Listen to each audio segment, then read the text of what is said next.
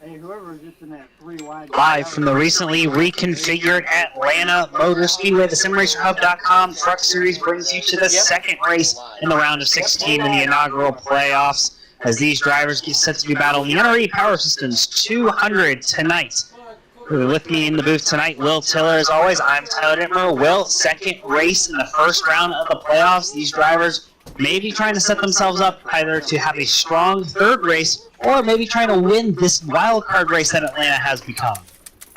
Yeah, here in the ATL, the Dirty Birds will be flying here tonight. Home of Little John and the East Side Boys here. This middle race of round one of the playoffs here in the SimRacerHub.com Truck Series. Last week, Tyler, we saw Carey Trabue lock himself into the next round. Let's see which driver here tonight can lock themselves into the next round here in the playoffs. And we'll actually take the time, meanwhile, as these drivers wrap up practice to look at that point standings. Right now, you see Carey Trabue with that win last week in Richmond Motor Speedway, locking himself into the next round with Watkins Glen and Charlotte in the Fast 12. Meanwhile, as you look at the rest of the points, drivers like Nathan Maurer and Justin White come into this week pretty comfortably. Just really needing a finish here tonight. Getting the truck across the line should lock them both into the next round. But then you look at two big-name drivers who had great regular seasons, Adam Newbert, Steve Barnett. They both missed last week at Richmond. That means they cannot lock themselves in with a win. Well, they will have to point their way in, and that should make for some very exciting action as both of those drivers will be looking for stage points tonight. Yeah, exactly. We talked about Adam Newbert there in the month of February. Very hot, racking up all that cash money in there across all these series here in Nazareth. But now here in March, it's crunch time in the SimRacerHub.com Truck Series. Finds himself on the outside looking in. And also the same could be said about Tim Hammond in that 69 machine there, Tyler. A driver who has never really stacked up to those great finishes you would think that Tim can really stack up there. Here now, it's crunch time in Atlanta. He needs to get the job done. Yeah, you bring up the fact that Tim Hammond's not been able to stack up those finishes. Neither has Sean Hamilton, who's the driver on the bubble. Both of them have been outside the top 15 in the last 3 and last 5 races, respectively. And the last time we were on a super speedway, Tim Hammond actually had a pretty good outcome in the Hillbilly Custom Bait 135 All-Star race at Talladega Motor Speedway. He finished inside the top 5, actually won the midway break cash grab in that race. And that race was marred with controversy, if you don't remember, Will. Brady LaBeouf jumped that final restart, ended up being penalized, finishing last truck on the lead lap despite crossing the finish line first, Will. The winner of that race was actually Steve Barnett, a driver who needs a solid finish on a super speedway here tonight in Atlanta. It's solid. I'm thinking Tyler tonight needs to be ice sculpture solid to have any hope of moving on to the next round here.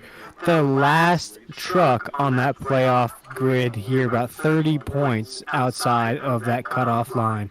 Here we go, Tyler, looking at qualifying taking place now.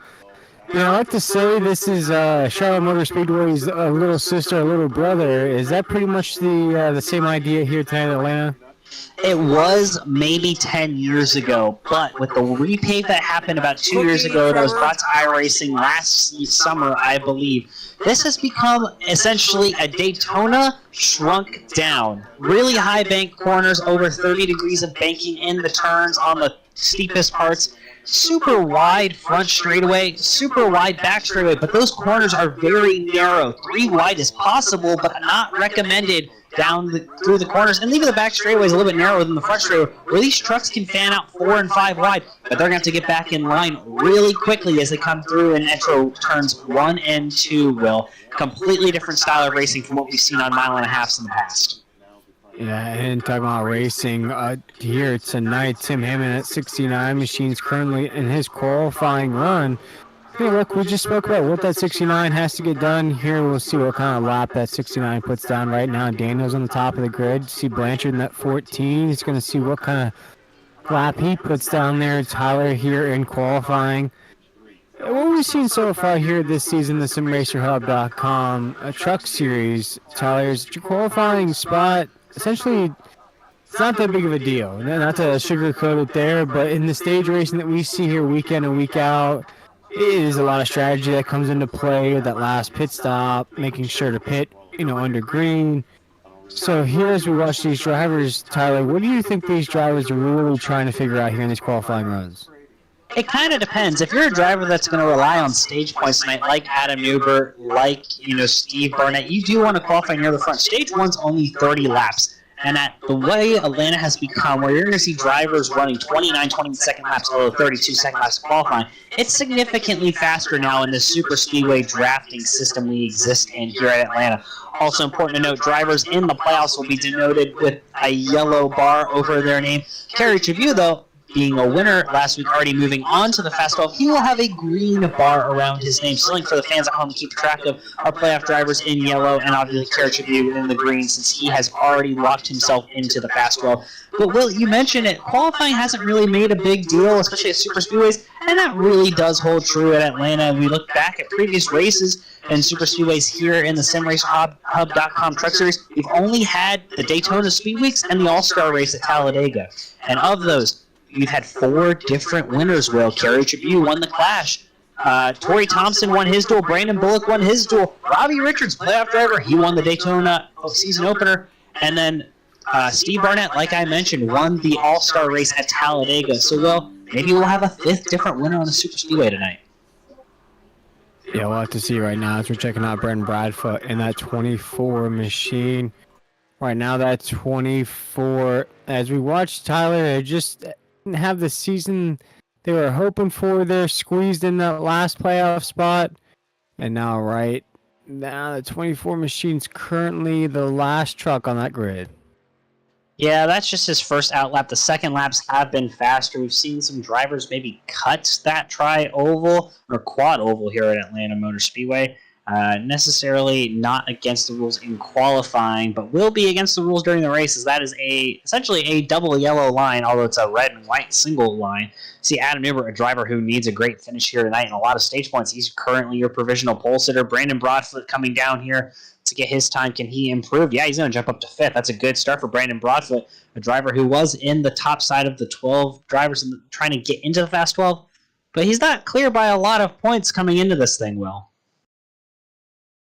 No, not at all. And what we saw there last week, a lot can be shaken up here in these playoff races. I feel like the drivers bring a different intensity into these playoff races.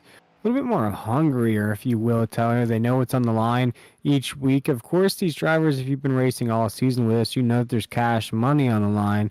But here in these playoff races, you have a bad race, Tyler. That can knock you out completely, and all that work you've been putting in all season to get into the playoffs could end in one bad race.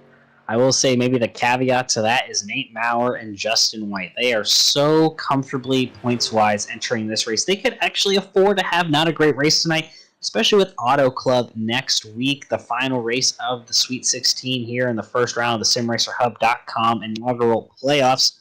But I do want to bring up, some of these playoff drivers, their super speedway performances aren't that great.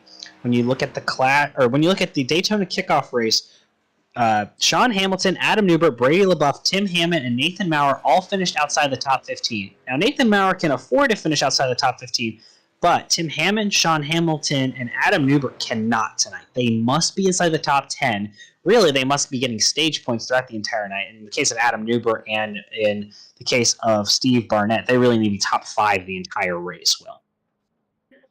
Yeah, right now as we see that grid being led by Adam Newbert in that 4 machine, could be his race here tonight, Tyler. If he snags that victory, he might need a little bit more help to get him in. He might have to win here tonight, have a good run next week at Auto Club to have a chance. But right now, setting himself up in good shape. Currently, Chris Blanchard 2nd, Parsons 3rd, Richards 4th, and Tim Hammond at 69, currently 5th, top 5 currently for Tim Hammond at 69 there, Tyler, exactly where he needs to be. Not really shocking when you look at the super speedway talent we see. Robbie Richards, your Daytona winner, he's currently 4th. Tim Hammond won the stage payout at the All-Star race at Talladega. He's currently sitting in 5th. Jason Morales, another very solid super speedway driver, he's 6th. Adam Newbert is a talent. No matter where he goes, he'll figure out how to drive the truck. He's your pole sitter. And you see throughout the field, it's just kind of pick and choose. Raul Meza led a ton of laps in the All-Star race at Talladega, got involved in a couple of late wrecks taking him out of contention. Right now, he is going to be qualified 10th, but he's a driver that I think we could see lead a lot of laps tonight. He led the most laps of any driver in the All-Star race, and he just really seems to have a handle on some of the super speedway type racing, Will. Yeah, Tyler. But the thing is, and I think we mentioned in every broadcast here on the NASCAR 360 Racing Network, is that bad luck black cloud, I guess you could call it, that follows Raul Mezzo around in that 37 machine. Always competitive, always great runs, always fast behind the wheel, always holds it down. Somehow, some way, it's always at the end of those races, Tyler. You just touched on it. Gets entangled, gets damaged, drops out of maybe the top 10 after a strong run. 37 here tonight. Watch out. As you mentioned, Tyler, could be a sleeper in tonight's race. Yeah, and it's really not just Raul Meza that seems to have that black cloud of bad luck around them. You could include Tim Hammond and John Hamilton. John Hamilton hasn't finished in the top 20, Will, in 6 races. And he's a playoff driver and a very talented one at that. But it seems that even though he'll run top 10 most races, he gets involved in a wreck or some unfortunate situation happens to Sean Hamilton, and he'll find himself outside of the top 20 at the end of the day. He's a driver who I think, more than anything, even not just for points, just for his mojo, needs to have a solid finish tonight in this race. But Super Speedway Racing, without a faster pair, as is always the case in the SimRacerHub.com Truck Series, is going to make this so difficult for him. Oh, very difficult indeed right now, as we have just about a minute left in this qualifying session.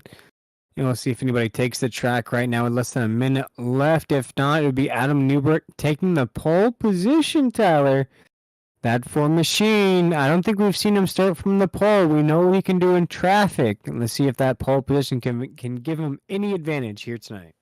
Yeah, I'm surprised Steve Barnett did not take a qualifying lap. He needs stage points. I expected him to try to be up inside the top 5 qualifying and trying to race for some spots, but he opted not to do so. Brady Luff looks to be rolling out on track. I don't think he's have enough time to get a qualifying lap in, but he is right now, I believe, rolling through 3 and 4 up to speed. He may get 1 lap in, but it won't be necessarily the fastest lap, as we saw every single driver have a faster second lap. So we'll see if he is going full speed here. But, well, I think we also have to talk about, a lot of the silly season kind of rumors and things that have happened in the past week. A lot of moving pieces here in the SimRacerHub.com Truck Series, including the formation of a couple of new teams and a lot of drivers and moving pieces. And that's headlined, as Jason Morales said on the broadcast last week, he's bringing over Raul Meza, Chris Blanchard from Warrior Racing Esports, Hunter Parsons, who's racing tonight. He's currently qualified 3rd. Oh, and Steve Barnett, a playoff driver, and he was leaving Hunter Performance Motorsports, is going to Highline Racing, owned by Jason Morales. So that's a big change here in the SimRacerHub.com Truck Series looking forward. Oh, yeah, huge change indeed. And I think this past season, looking back, you saw the speed out of some of these drivers here. You saw on these different tracks where there was a short track, a super speedway, the Pocono as well in this run. You saw exactly what these drivers can do. Excited to see what they're going to do next season. But Tyler, we have our official starting grid here tonight for the NRE Power Systems 200. Yeah, the NRE Power Systems 200. Adam Newbert, the man on a mission tonight. You will have to keep an eye out for him, ladies and gentlemen. He's going to lead the field to green. Meanwhile, Chris Blanchard, a fellow playoff driver, he'll start outside him in row number 2. Row number 3 made up by a non-points driver in Hunter Parsons, and your Daytona winner in Robbie Richards, also trying to get a win and get in. Row number 3 has Tim Hammond trying to reverse his bad luck finishes from the last several weeks. And Jason Morales in that number 5, who's leaving to start that brand new Highline Racing team I was just talking about. Row number 4 has Brian Chu from Stick With It Motorsports and Ron Hunter from Hunter Performance Motorsports. By the way, Hunter Performance Motorsports is going to be bringing over Brandon Broadfoot, Joey Doucette, and new driver Chris Kynes for next season, so keep an eye out on them. And we're finishing off row number 5 here with Nathan Maurer, your regular season champion with Brute Force Motorsports, owned by Robbie Richards, and his outside Warrior Racing Esports owner Cody Knott. He's going to be replacing Meza and Blanchard with Jose Luis Rivera from the Triple M Pulling Truck Series, Jose Castellanos, and Jesse Schrag, both of whom are new drivers, and Brandon Bullock will also be on that team next year, Will. Man, Tyler with the insider information has an ear on the ground in the garage for you folks at the NASCAR 360 Racing Network. But rolling off 11th here tonight is Brent Broadfoot in that 24 machine. 12th is the 37 of Raul Meza. 13th is the 93 Jason Stevenson. 14th is the 18 Justin Lumpkin. 15th is the 95 of Tyler Daniels. 16th is the 89 of Sean Hamilton. You spoke about his runs here lately. Needs to get it going. Needs to finish here tonight at Atlanta. 17th is last week's winner, Carey Trabue, in that 7. 18th is the number 2, Justin White. 19th is the 99, Charles Keller Jr. And rounding out our top 20 is Brady LaBeouf in that 9 machine.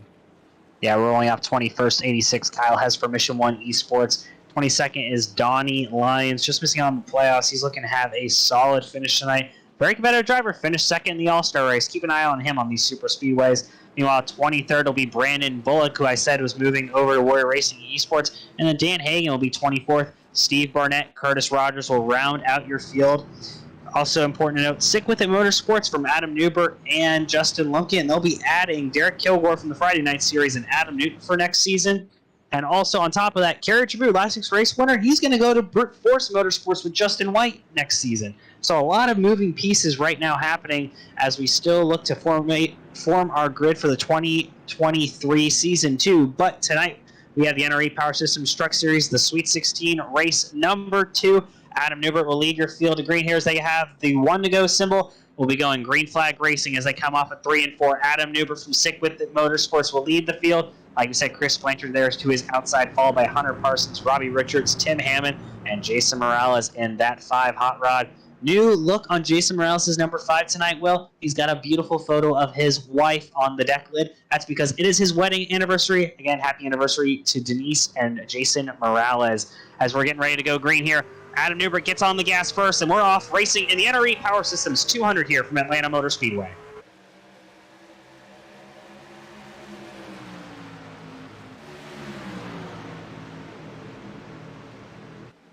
Yeah, right now as Adam Newbert takes us off corner number 2, that 4 machine already looking strong early here down the back stretch. Already has some pressure on the inside lane. You see that 2x2 racing already starting to form up. Already a big move, right? As Blanchard now goes to the inside, and Newbert, Blanchard, our race leader, off at corner number 4. Yeah, not really sure what Adam Newbert was planning to do there. He's going to go up high, was with Morales. Now he gets back in line on the inside. He'll be 3rd in line.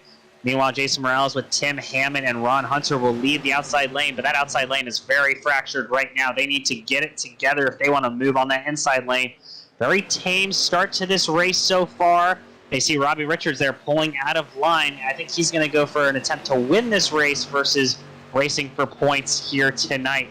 That's going to really fracture up that inside line, but now you're going to pretty much single file throughout the field. Can Morales get down and join that inside lane? He will. He's going to leave Hammond up there for the time being, but no, Jason Stevenson looking to the inside of Hammond. That'll be for positions 7th and 8th. Yeah, already big moves early right now. Tim Hammond, the 69 machine on the top side lane, has to finish strong here tonight to move on to the next round. That is, you have Auto Club next week. Tyler, things don't get any easier right now. We're going to ride on board with Jason Morales in that 5 machine. You get that first-hand point of view what this driver sees here tonight in the NRE Power Systems 200 here on the Nazareth 360 Racing and Network. And Tyler, you see exactly what these drivers have to do in the corner. Is it an inside lane or a top side lane style track? You're really going to burn up those tires there on the inside with the new Atlanta Motor Speedway, really a super speedway with how fast you're carrying these trucks through these corners. You're going to wear out that right front, really the right rear very quickly. These trucks are going to start slipping and sliding here soon. This race was started at noon, or the session was started at noon. That means for in-sim time, it's just about 145. Track temps 118 degrees. G drivers get loose for 3 wide in the corner.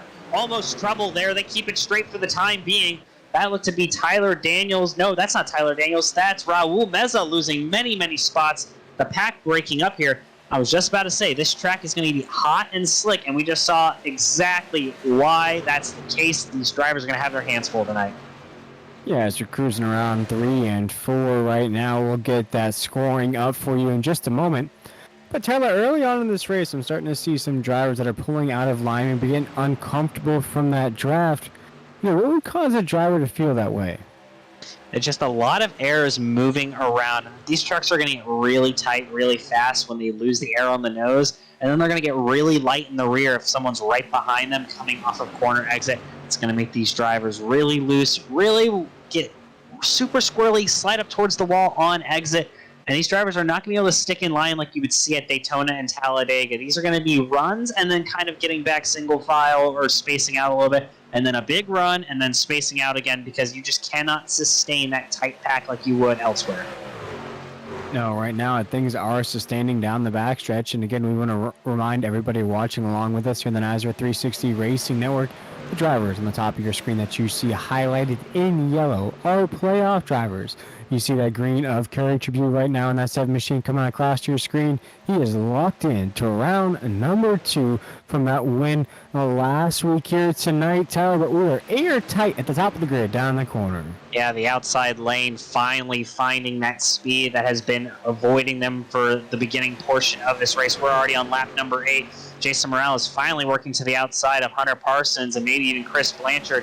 I think you're going to see that outside lane maybe dominate later in the run. It's going to be harder to hold the bottom. Outside lane, less steering input, less wear on that tire. Maybe a little bit less discomfort, more banking. So definitely something to keep an eye on here later in the run as we are on lap number 9 of 140. Yeah, Tyler, what I'm noticing right now is Blanchard's still holding down that inside lane. This is exactly what you touched on, Tyler. This has turned Atlanta into a super speedway style racetrack. And I think for these drivers here tonight, we're going to run 30 laps in stage 1. We're going to run it down to 70 in stage 2 and then 140 to end tonight's race. I think right now, early on as a driver, you just want to find your spot, get comfortable, battling for positions. Hard hitting the wall on the front stretch. That was Ron Hunter hit the wall very hard on the outside. He is going to drop through the field. That's an unfortunate start to Ron Hunter's night here. He's going to drop all the way to 26. Significant damage to the right side of that truck. Hopefully he'll be able to make it back around the pit road under his own power. But we have a big battle up at the front of the field. Morales finally pulled level with Hunter Parsons through the corners. He's going to get a good run down here on the front straightaway, see if he can pull alongside Chris Blanchard, who has led essentially every lap tonight. Adam Newbert, your pole sitter, didn't even lead lap 1. No, I know. That goes exactly what I was saying there, Tyler. You want to get comfortable in tonight's race? Well, Chris Blanchard is comfortable at the top of the grid right now, leading that inside lane down the backstretch into 3 here, 11 laps in early on. Brandon Broadfoot pulling out of line, unsure if that's because he got really loose or hit the wall, but right now the battle for the lead is brewing finally. Morales finally get to the outside of Chris Blanchard. Will he lead a lap this time? Yes, he will. Make it about half of a bumper there. Jason Morales, new race leader here this time by. Yeah, Morales on the top side lane, getting a good push from Tim Hamlin, that 69 machine. Pretty good drive so far here tonight. Just needs to stay exactly where he is on the top side lane, pushing Morales along as we're 2 by 2 around 3 and 4. Yeah, you're starting to see the 15 to Hunter Parsons be coming off the bottom more and more each lap. He's starting to lose handling in that truck, and that's going to happen more so as this run continues. Lap will be led by Morales still by just a little bit that time.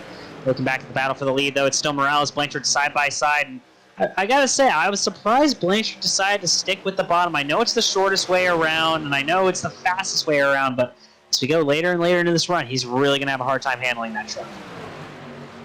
Yeah, Tyler, as we watch the pack dig down into 3 and 4, do you think right now the drivers could be experimenting with the lines, trying out right now maybe the low side lane to see what kind of wear it puts on the tires, or maybe in stage 2 try the top side lane, see what kind of stress it puts on the tires? Because you got to remember, in tonight's race, we're going to run 70 laps, so you're looking at least 30 plus what you've been running in these stages. Do you think right now these drivers are just trying to test out to see what works? Well, we do have 5 sets of tires tonight, Will, to work with, 4 after the set they started with, so 4 additional sets. And fuel window's about 53 to 57. I think you'll see these drivers split that final stage right in half, be able to use as much of those tires as they want early on in that third and final stage. Because I think things are going to get separated when it comes to pit stops here if we have green flag stops in stage number 3.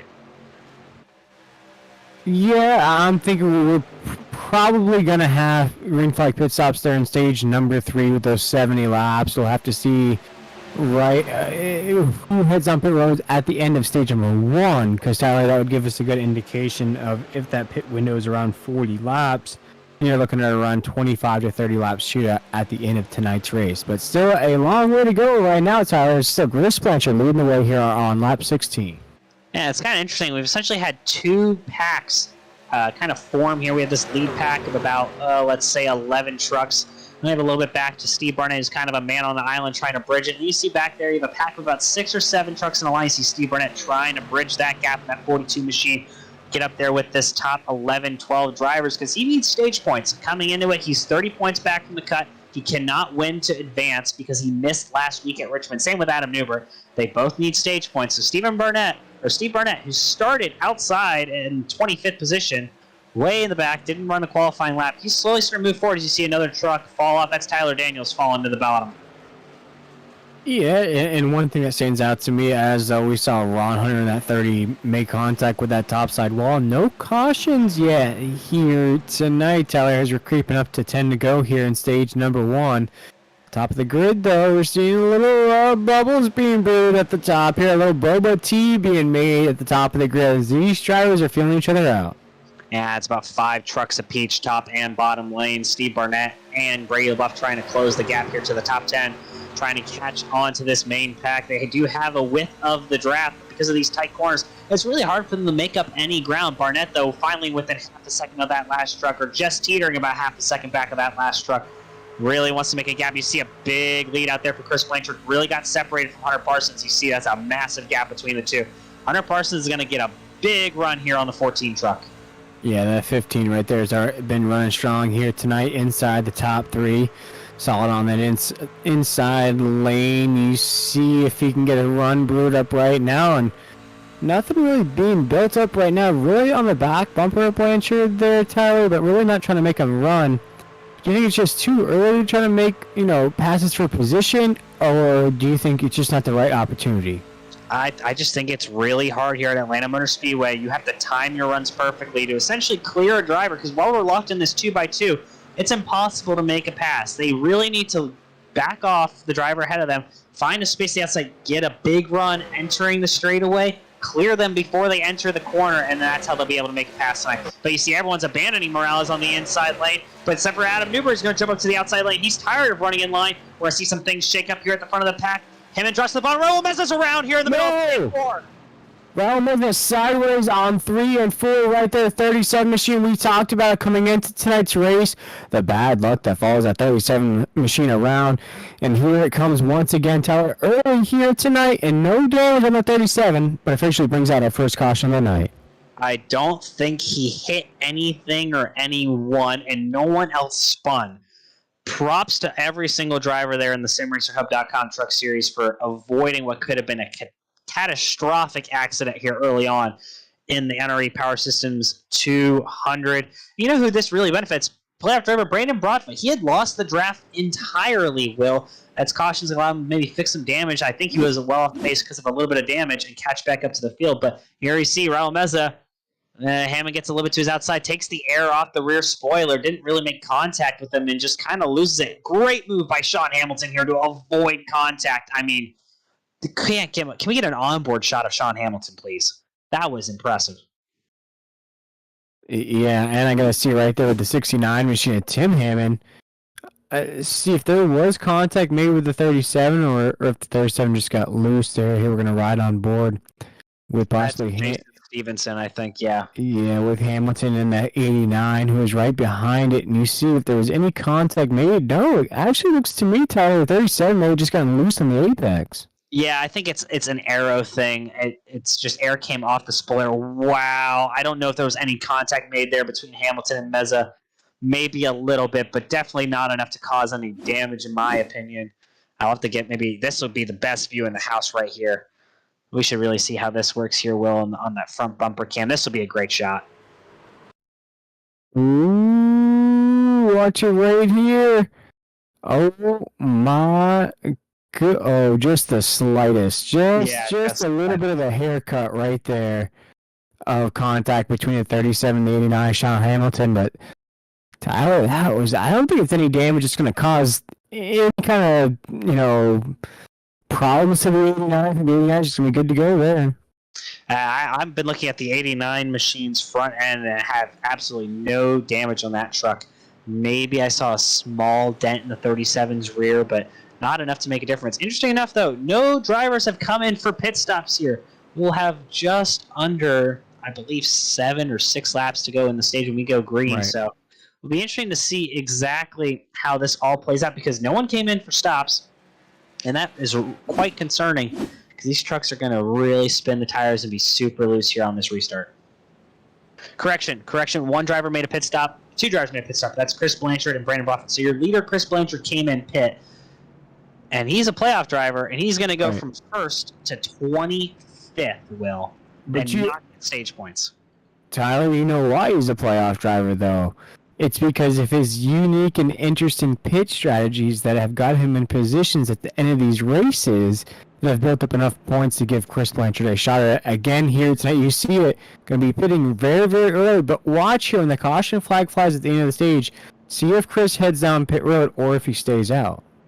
Yeah, it seems like a huge risk to me. I mean, I know he's not going to pit till the end of stage 2 then with his strategy, but 8 laps of wear on his tires, 7 laps of wear on those tires. Well, everyone's going to have fresh tires. He'll be the only driver other than Broadfoot on that strategy. It just seems really risky. Even Raul Meza, who spun out, did not get tires or come down pit road that time by. We'll have to see right now here as we're still under caution around 3 and 4. It looks like the caution lights are off here. Tyler's going to go green flag racing here momentarily. Yeah, your new leader, Hunter Parsons, will have Adam Newbert to his outside, Jason Morales, Tim Hammond make up row number 2, and Brian Chu and Sean Hamilton make up row number 3. Hunter Parsons, your control truck, waiting to get to the Geico restart zone. He gets there. He gets on the gas. He's going to have a great jump. A little bit of wheel spin from a bunch of the trucks. It's going to be really spaced out here as we enter 1 and 2. Morales to the inside of Adam Newbert here for the 2nd position. Yeah, what a big move from Parsons right there in that 15 machine. Able to block both lanes there from that rocket restart he had. Now coming off of 2 Parsons on the top side lane, down the backstretch. Block the outside. That's going to allow Tim Hammond and Jason Morales to hook back up this time on the inside lane. That may have been a big mistake. Parsons tried to block both lanes. That's going to allow Morales to his inside. They're going to be side by side through 3 and 4 as we have 7 laps to go in stage number 1. Still airtight for the top 4 positions right now. Off of 4 here, 24 laps into this race. Racing it down to the end of stage number 1, which will be lap 30. Right now, as our race leader, Parsons, takes us down to corner number 1. Parsons now gets a little bit clear of Morales. Morales side by side with Adam Newbert here as they come off of 1 and 2. They're going to race side by side down the back straightaway. Hunter Parsons, your clear race leader. Adam Newbert trying to fight for 2nd now. Now, as you see the inside lane trying to find that speed once again, a little bit more cohesion from the top side lane right now, a little bit more stuck together. That's what you like to see in those draft pods, so to say, right now, as Parsons takes us across the start-finish line. We have just about 4 laps to go in stage number 1. Important drivers to keep your eye on. Adam Newbert, Steve Barnett. Those 2 drivers need points here in this stage. They won't have a chance of moving on. Especially Steve Barnett, who's currently sitting in position number 12. Adam Newbert, though, right now in the 2nd position to the outside of Jason Morales. They're battling for 2nd. Meanwhile, Parsons pretty comfortably ahead of Jason Morales to his inside. Call it about a full truck length. Nope, now Morales back to the inside. Yeah, as long as Morales can stick that nose to the inside of Parsons there, Parsons can't block both lanes, but he has to keep that nose to the middle of the 20 or 15. 15 on the track, 20 in your programs. Right now, number 1 on the scoring pylon, but not for long, as Jason Morales has a huge run coming off the corner down the backstretch. Tim Hammond's been able to stay well in tight on that bottom lane, despite it being much tighter turn radius, a bit harder to keep the truck down there. Morales and Hammond have made that bottom lane work probably just as good as some of the faster trucks. I don't think Morales and Hammond really had the group behind him on the outside lane, but now a big shot from Adam Newbert's going to get Hunter Parsons the lead this time by 3 laps to go here in stage number 1. 3 laps to go, big implications right now. Moving on to the next round, you need every point you can take. If you don't get a win to lock yourself in, you need to rack up as many of those Super Mario stars as you can take in the race. Right now, Hunter Parsons still leading the way with Adam Newbert behind him, though. But that great white mentality that Adam Newbert has here, Tyler, watch out for him here as we close out the stage. Meanwhile, that's 2 to go this time by in the stage. Pit lane has been closed. Battling on there, Steve Barnett, your other playoff driver, needs stage points. He's still currently 12 behind Stevenson and Rogers. He needs to make some moves if he wants to grab a few stage points here before Stage 1 ends at the end of lap 30. Side by side, though, between Parsons is clear again. Newbert and Morales. Although Morales fights back on the inside. Yeah, still very airtight up here at the top of the grid. Morales still hoping for that push from Tim Hammond, that 69, who's behind the 5. But you see on that top side lane here in the Nizer 360 Racing Network, the 4 of Adam Newbert has that nose stuck right behind Parsons as we're down into 1 and 2 here, just about 1 lap to go. Yeah, these drivers now dead even. Finally, the inside line, maybe getting some momentum here. Can Jason Morales steal the Stage 1 win from Hunter Parsons? Tim Hammond and Adam Newbert will have a lot to say about that. They're going to be really tight here through 3 and 4. Parsons is going to try the side draft. Can Tim Hammond get to Morales' back bumper first? Will Newbert get to Parsons' back bumper first? They're side by side. And at the line, Parsons will win stage number 1. I think Steve Barnett got some stage points, Will. We may have a competitive battle here for these point spots. Yeah, that's exactly what comes about here in the SimRacerHub.com Truck Series. As Hunter Parsons there with a great drive. You saw that move that he was able to have on that restart. He was able to block both lanes. I think that was the money move of stage number 1. They got Hunter Parsons those stage points. Non-points, non-championship driver, Tyler. Have to mention that. But a great run here tonight. Yeah, Hunter Parsons will steal stage number 1. Steve Barnett finish. We'll go through the stage points real quick before we go to a commercial break. Jason Morales will finish 2nd. Adam Newbert 3rd. Tim Hammond 4th. Good points for him there. Sean Hamilton, another good points spot right there in 5th. Brian Chu, playoff driver, finishes 6th. Carey Trabue locked in, finishes 7th. Bree LaBeouf, 8th. Steve Barnett, 9th. And Donnie Lyons, 10th. So other than being bookended by non-points drivers, the rest of the top 10 all getting stage points here. Yeah, great stage run for a lot of these drivers right here in the SimRacerHub.com Truck Series. And now as we watch the leaders head down pit road, Parsons, Morales, Newbert, Hammond, everybody down pit road right now. And we called it right now, Tyler. It looks to be that pit window is around 35 laps or so, 33 laps if I had to guess, if you had to push it here. Actually, it's a lot more, Will. We're looking at 53 to 57 laps on a full tank. Oh, okay. All right.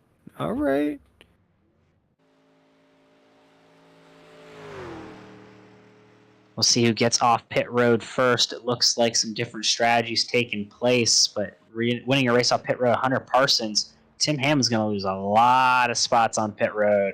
He's going to fall all the way to 9th there, so he's going to lose a lot. Chris Blanchard will psych out as your leader because, as we talked about, Chris Blanchard stayed out after pitting at the caution on lap number 20. He sure did. As we watch Chris Blanchard, the lone truck on the backstretch, will step aside for our first break of the evening here in the Nazareth 360 Racing Network. We'll be right back for the drop of the green flag here in stage number 2 from Atlanta Motor Speedway.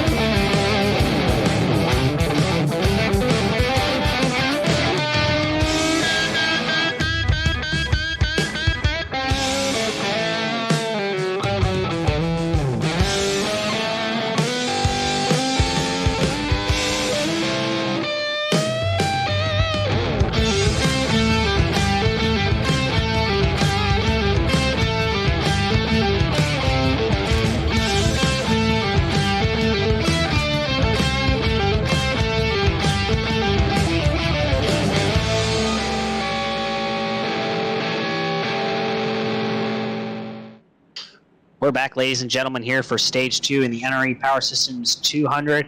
Right now, Chris Blanchard, your race leader, takes the outside here on this restart. Lane number 1 to his inside, your Stage 1 winner, Hunter Parsons. Row number 2, Adam Newbert, Jason Morales. Row number 3, last week's winner, Carey Trabue, and Brian Chu to his inside. And then row number 4, Tim Hammond, Brady LaBeouf. And row number 5, Kyle Hess and Steve Barnett, as these drivers get ready for Stage number 2 here in the NRE Power Systems 200. Chris Blanchard waiting to get in the Geico restart zone. He hits the gas, and we are off here in stage number 2, going to lap number 70.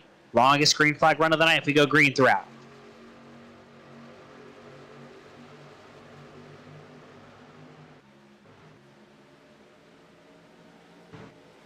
Almost a mirror image of stage 1 green flag, Will, here. We're getting single file right away. Then you'll see drivers go 2 by 2 as Jason Morales first one to jump to the outside. Brady LaBeouf and Carey Trabue looking to maybe go with him. Tim Hammond also maybe trying to make up some ground on the outside. It'll take a little bit for them to get all hooked up, but once they do, they should be able to make some moves.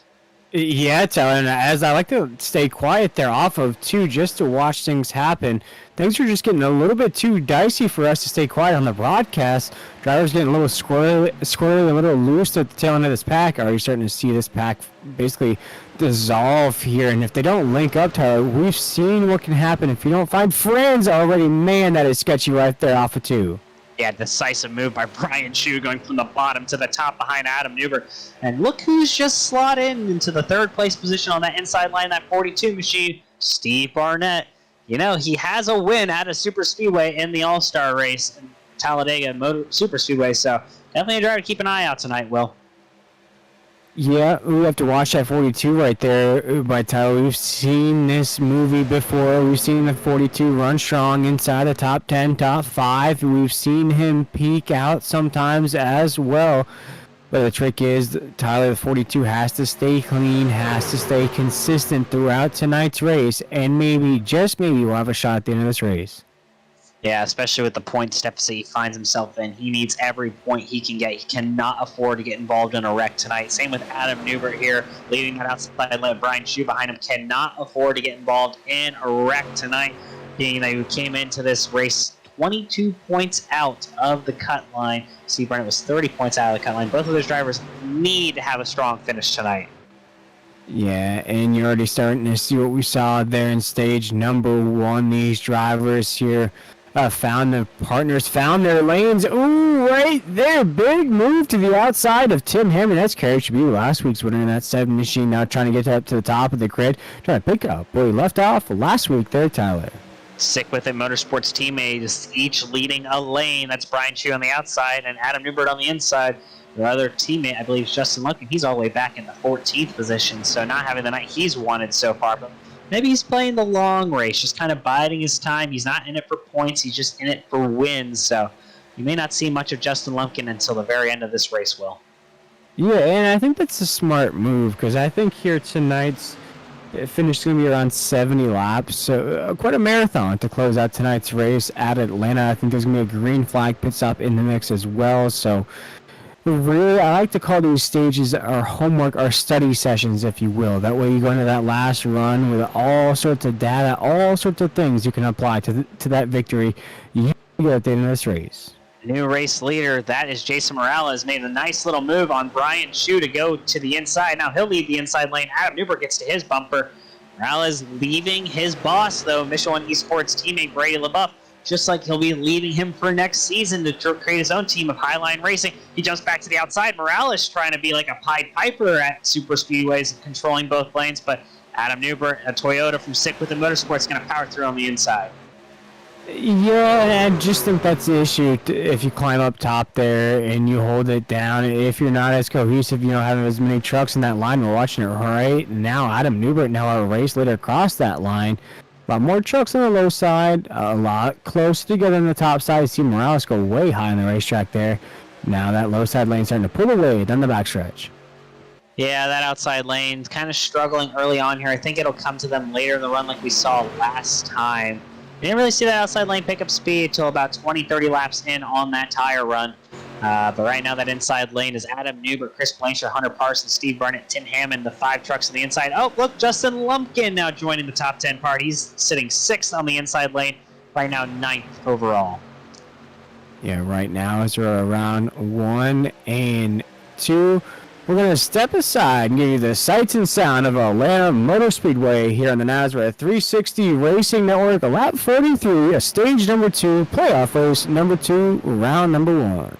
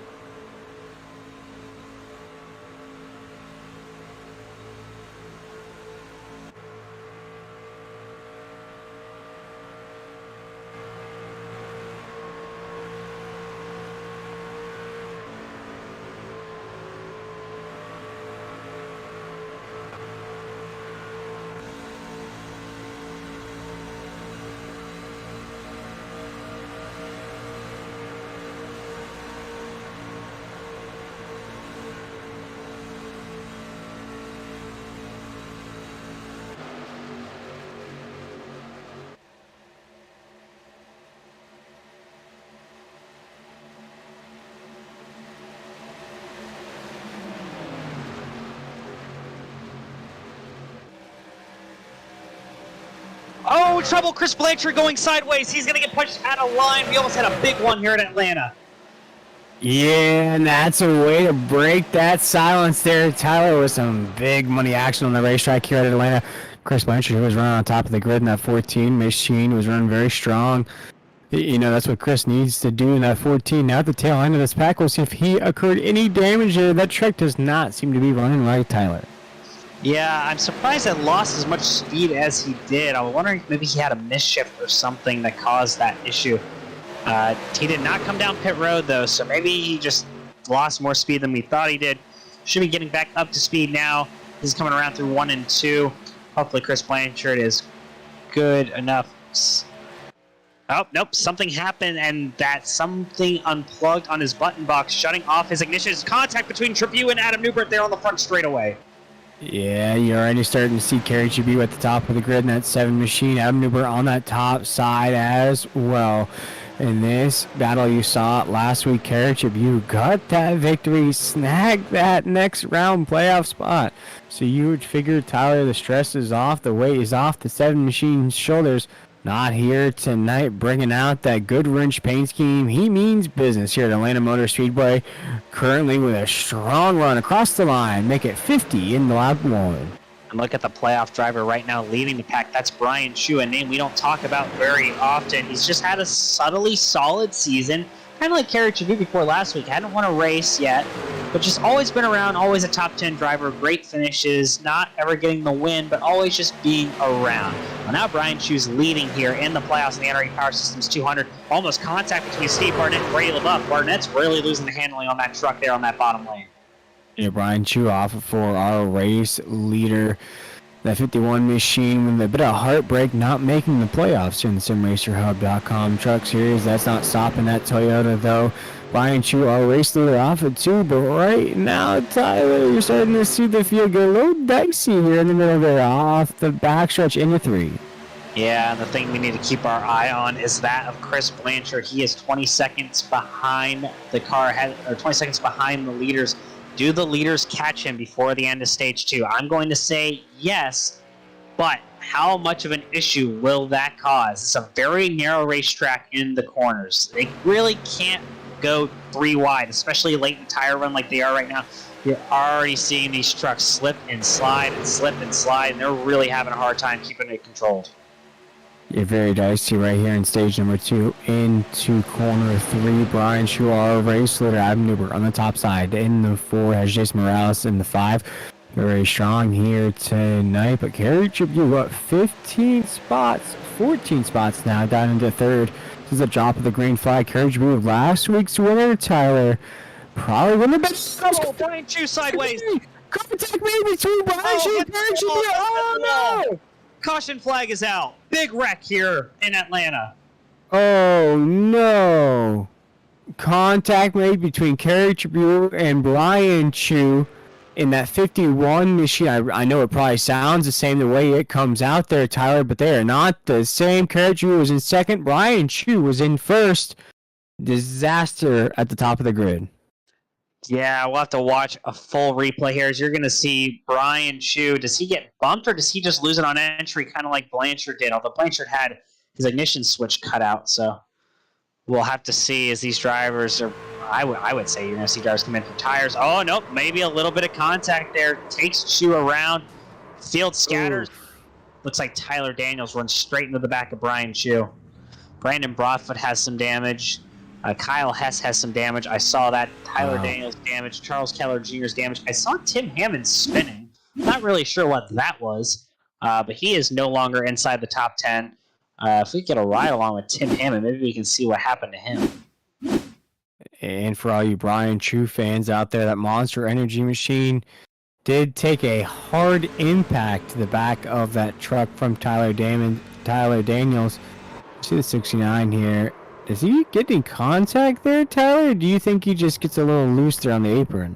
He gets loose. He's straddling that line, and it looks like he kept it off the wall, which is the good thing. But he definitely tore up those tires, and he's coming down pit road along with a bunch of others drivers. But it's the field has been shaken up, and not everyone is pitted. The top 10 stayed out. So Adam Newberg, Carey Trabue, Jason Morales, Hunter Parsons, Justin Lumpkin, Steve Barnett, Sean Hamilton, Jason Stevenson. Wow, close. You see Kyle Hess hits the wall. Raul Meza into the back of Kyle Hess. Brandon Broadfoot, I think, also slaps the wall. Oh, no. Broadfoot and Hammond collide, so Hammond does have damage. That is a great angle from our producer, Adam Flieger, getting that shot for us. I don't think the 24 hit anything else after that. Same with the 69, but there was contact between those two. So just going to see how this is going to shake out. Drivers are going to be running low on tires here at this rate. And boy, I think, Tyler, I think we just got to stop talking about Tim Hammond and that 69 machine. We're putting the commentator's curse on him every race.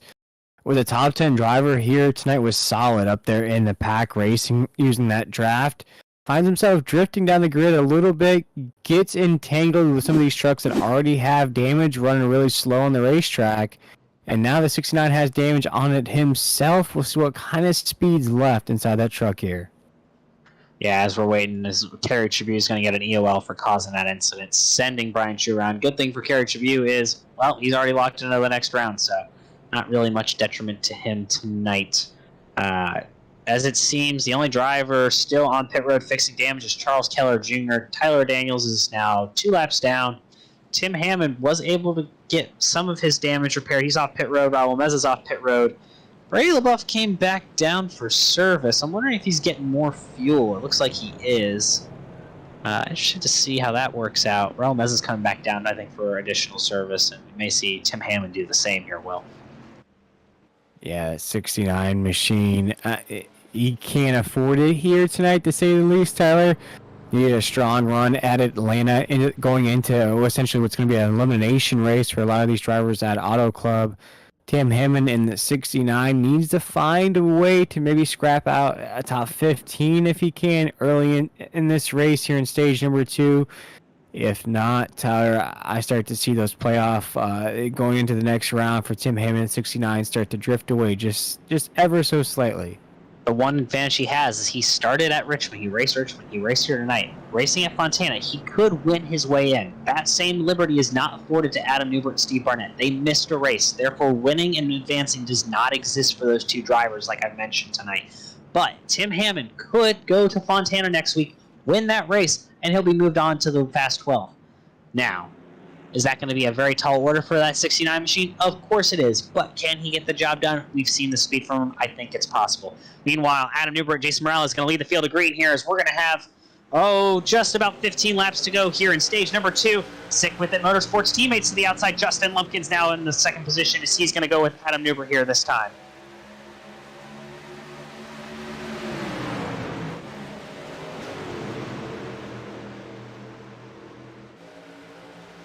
As we come off corner number 2 right now, has an 86 machine at top side lane, not treating him well, as now he's losing speed. But Newberg will take us down to corner number 4 with a big block on the low side lane. It blocked the 5 right there on the apex of 3 and 4. Adam Luber in the 4 will take us off of 4 as our race leader. Yeah, you're going to see Stick with the Motorsports teammates on that outside and inside lane, controlling those 2 lanes. Lumpkin's not going to really put his teammate in a bad spot, knowing that his teammate's fighting for a championship. Meanwhile, the rest of these drivers up here in the top 10, drivers not in the points conversation. Justin Lumpkin, Hunter Parsons, I believe Jason Stevenson's not in it either. Brian Chu already got back to 9th after getting spun in with some contact, so he's going to hopefully get some stage points out of this. Bray LaBeouf opted for some tires and fuel. He's all the way back in 17th, along with Justin White, Nathan Maurer outside the top 15. Chris Blanchard and Cody Knott are back there as well. Raul Meza, though, still on pit road getting damage repair. He has significant problems. Kyle has significant engine damage. He is well off the pace, along with, I think, Chris Blanchard. They have some issues. So those 3 drivers right now are just kind of by themselves. We see the race up front between Adam Newbert and Jason Morales rage on. Yeah, very tight here at the top of the grid. Airtight, zip-log, baggy tight up here at the top of this grid. All the way to about the 5th position, just 2x2. Give and take racing up here as Jason Morales, Adam Newbert side by side across the line. Another lap in the books. As these drivers have been solid inside the top 5, you see newcomers and the likes of Justin Lumpkin in the 18. You'll also see right there Parsons is back up there as well. You know, you have Lumpkin, Barnett, 42, Hamilton, the 89, Brandon Bullock in the 17s up there now as well. So some new names here late in stage number 2. Yeah, Brandon Bullock, although not in the playoffs, he's competing for that 17th points position payout as well. We do pay out our best non-playoff driver here, SimRacerHub.com Truck Series, so still some prizes available. That's why that 17 is running as well as he is. He's trying to get some points and really build on that 17th place lead. Meanwhile, though, those front 6 trucks pretty much still in lockstep 2x2x2. That's Newbert, Morales, Parsons, Lumpkin, Hamilton, and Barnett. And oh, big wiggle there from Lumpkin in the middle of the corner. Yeah, as we're starting to see these trucks just wiggle ever so slightly here in the draft. Tyler, you know, we're starting to creep up towards these danger windows. What I mean by that here, Tyler, when do you think these tires are going to start to go from underneath these trucks? Well, you're already seeing it happen with all the drivers who stayed out. So everyone in the top 10 except for Brian Chu, Brady LaBeouf, and Tim Hammond is just on the outside of the top 10, so 10 through 12. Those drivers all got tires on lap 53, 54. Meanwhile, the rest of the top 10, they had last come in for tires on lap 32. They're really feeling it. You're seeing these trucks start to slide more and more, especially on exit and entry of these corners. And these bumps are really going to upset these trucks as the run continues, as we have just 9 laps to go here in stage number 2. 9 laps to go here in stage 2. Very airtight here in this pack. No separation into tonight's race. Tyler, we haven't seen anybody get to the top of the grid in that clean air and separate. This is what Atlanta Motor Speedway breeds now. Instead of a Charlotte Motor Speedway Las Vegas style race, and they get a Talladega, you get a Daytona where it's airtight. It's competitive here at the top of the grid as Adam Newbert and Jason Morales side by side off of 2. Another playoff driver, Kyle Hess, with that injured truck, has come down pit road to fix that truck the best of his ability, so he will go multiple laps down. Raul Meza back on the racing surface, but he is still 6 laps down.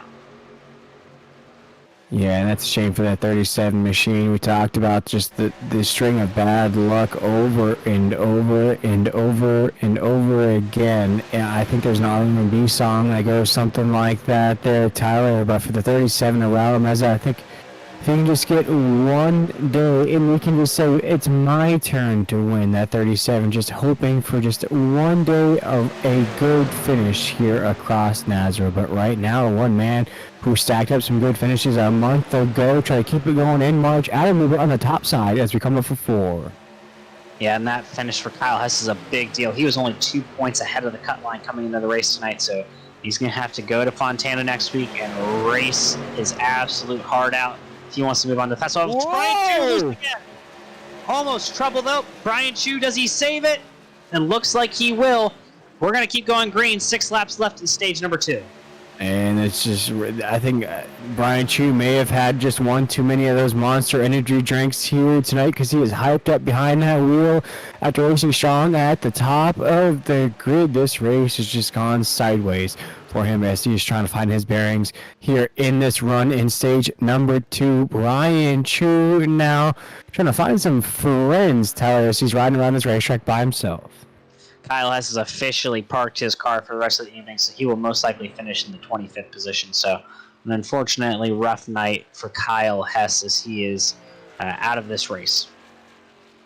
Yeah, that is very unfortunate for the 86 machine. A playoff driver on that grid, and I believe of our first note, that's Raul Meza in the 37 machine, was our first playoff driver to retire here tonight, down the 24th position. But right now we have an absolute slugfest up here at the top of the grid. As Adam Newbert in the 4, Jason Morales in the 5, 4-5 at the top of the grid, down to 3. Quick correction, Raul Meza actually came back out on track, so he'll pass Kyle Hess here in about 1 lap time. He's right there running. You see him on the back straightaway. He is still 6 laps down, though, so well off the pace. But back to the battle up front, we still see Jason Morales, Adam Newbert side by side. I can't tell who even led that lap. It was so close. Meanwhile, you got Steve Barnett there sitting in the 5th, 6th position. You need some stage points here. And with Kyle Hess and Raul Meza having rough nights, Brian Chu having a rough night, Chris Blanchard having a rough night, Cody not having the night he needed, Tim Hammond's now outside the top 10. Keep an eye on Steve Barnett, maybe being inside the top 12 in points after starting tonight 30 points out of the top 12. Yeah, I don't mean to put the commentator's curse on him just yet, but you think about the ramifications for Adam Newbert if he doesn't win tonight's race. If he gets the door shut on him here tonight at Atlanta, we watch this battle right now as they're still side by side around 1 and 2. We have just about 2 laps to go here in stage 2. With not a win here tonight, Tyler, that makes Auto Club a must-win situation for Adam Newbert in the 4, who has had an incredible season, just not raced enough to be an automatic qualifier. I still think Adam Newbert can point his way in. He was 3rd in stage number 1. Oh, big battle here. 3 wide. Steve Barnett into Scott Hamilton. Big wreck. Playoff drivers involved here. And that will end stage number 2. And guess who gets the stage win? Adam Newbert does. And guess who was involved in that wreck? Steve Barnett and Sean Hamilton. Oh, my That goodness. is huge. As we watch right now here on the Nazareth 360 Racing Network, we take a look at this replay. And Tyler, it looked to me there's Barnett making contact with Hamilton.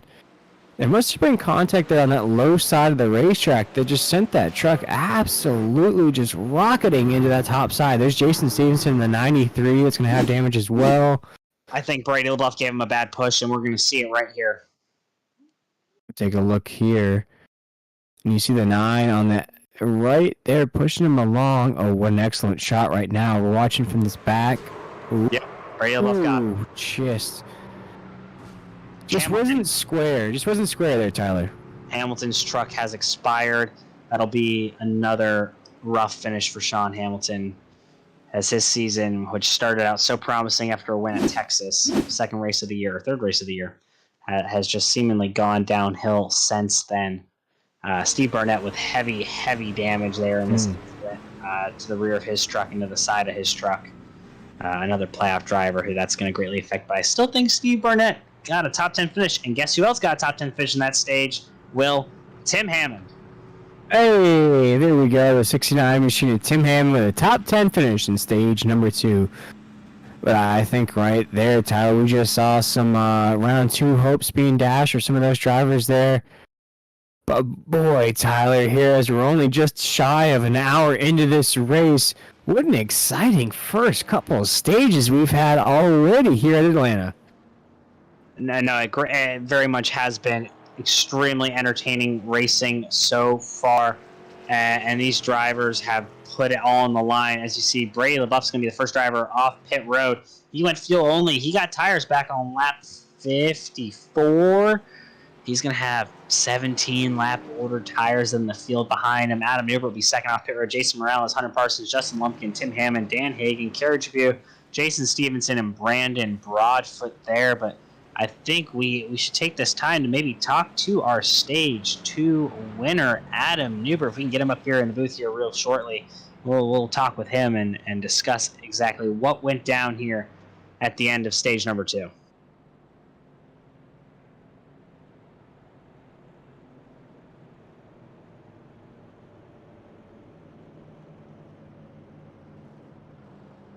We're joined now here in the booth with our stage number 2 winner, Adam Newbert. Adam, wow, that was a chaotic way to end stage number 2. Big wreck involving playoff drivers, but you've had the night you wanted to have tonight, winning a stage and also coming, I believe, 3rd in stage number 1. Was this what you were planning to do all night long, or was this kind of falling into your lap a little bit here? Well, I know I needed to get stage points. I missed last week, so I come up 22 points out of the cutoff, so I said I got to go out here and be aggressive at this plate race, even though I don't want to. But it's worked out so far. Does it help you when you have a teammate like Justin Lumpkin behind you, who is essentially almost reminds me a little bit of 2001, watching Michael Waltrip and Dale Jr. work together and control that race? Was that kind of the plan here in stage 2? Once you guys got hooked up to kind of control that outside line and get you the stage win? Yes, absolutely. Having him back there was huge right there. Even Brian Chu earlier in the stage, that was really, really big. Sorry, there's a lot of confusion on the caution right now. Yeah, I mean, I think that, I kind of lost train of thought there. Now, you guys, we're about to go green flag racing. We just appreciate you spending a quick moment with us, talking with us. Wish you best luck the rest of the way. Hopefully you can keep that truck clean tonight and have a good finish. Yeah, we just did a good finish and make up some points here. I think if we get a good top 5, top 10, we'll be back in the green, I think. I think you will as well, Adam. Best luck rest of the way, and keep the truck clean. Thank y'all. That was your stage 2 winner, Adam Newbert, Will, and he said, having that teammate behind him of Justin Lumpkin made a huge difference how he was able to race that stage. Yeah, and I think we've touched on it here a few times during this broadcast is you need to find those partners. You need to find that lane. You need to find who you're going to work with. Even though Atlanta feels like a Charlotte, sort of looks like a Vegas, it runs like a Dega and a Daytona. We know what you need there. You just touched on it, that Michael Waltrip Dale Jr. combination. You need a little bit of that Shaq Kobe energy here tonight. Yeah, update on your playoff driver, Steve Barnett, Sean Hamilton, both with significant damage. Both of those trucks are on pit road receiving repairs. I do think Sean Hamilton's race is pretty much over, as well as Steve Barnett. He had significant damage to the right side of that truck, so that makes it 3 playoff drivers who will most likely not finish the race tonight between Steve Barnett, Sean Hamilton, and Kyle Hess. That actually gives some a little bit of breathing room for Raul Meza, who's all the way back in 23rd, but still running on track. He'll make up a few more spots tonight. Yeah, Raul Meza needs to do it. And a little fun fact about that 37 machine of Raul Meza is still the fastest truck on the racetrack. Fastest lap of a 30.58. 37 machine, if all else fails, will be the fastest truck here tonight. Yeah, and as we keep watching these drivers work back and forth here, leading the front of the field, and you kind of see the field spread out more and more, and I think it's a long run here in stage number 3 is going to lend itself to this field getting spread out. We go green throughout as well. That's going to really affect things because these drivers will have to make a fuel stop here in stage number 3. Fuel window is about 53 to 57 laps. We're still well outside of that for the time being. And with how the tire fall has been about after 20 to 25 laps, well, I expect these drivers to come in and split the stage exactly in half at lap 105. Yeah, me as well. And what I like to say, Tyler, is during those green flag pit stops, we like to see waves of pit stops. You're going to see some drivers that like to prefer that early window. You're going to see some drivers, probably the leader's head in that wave number 2. It's the most comfortable window for most drivers. And then you'll see that third wave of those guys who like to push that envelope, stay out as much as they can, log some laps as the leader. They'll head down pit road. So watch as those waves start to come in, if you will, Tyler, here. Which wave pays off the most? Yeah, and that's going to be the name of the game, is just getting waves of momentum to work with the truck. If I'm one of these drivers, after seeing some of the chaos here at the end of stage 2, I may be just sitting in line and riding for the next 30 some odd laps. No need to destroy the tires, no need to push yourself. As we see the sun peeking out again, that's going to really help this loosen up this track even more.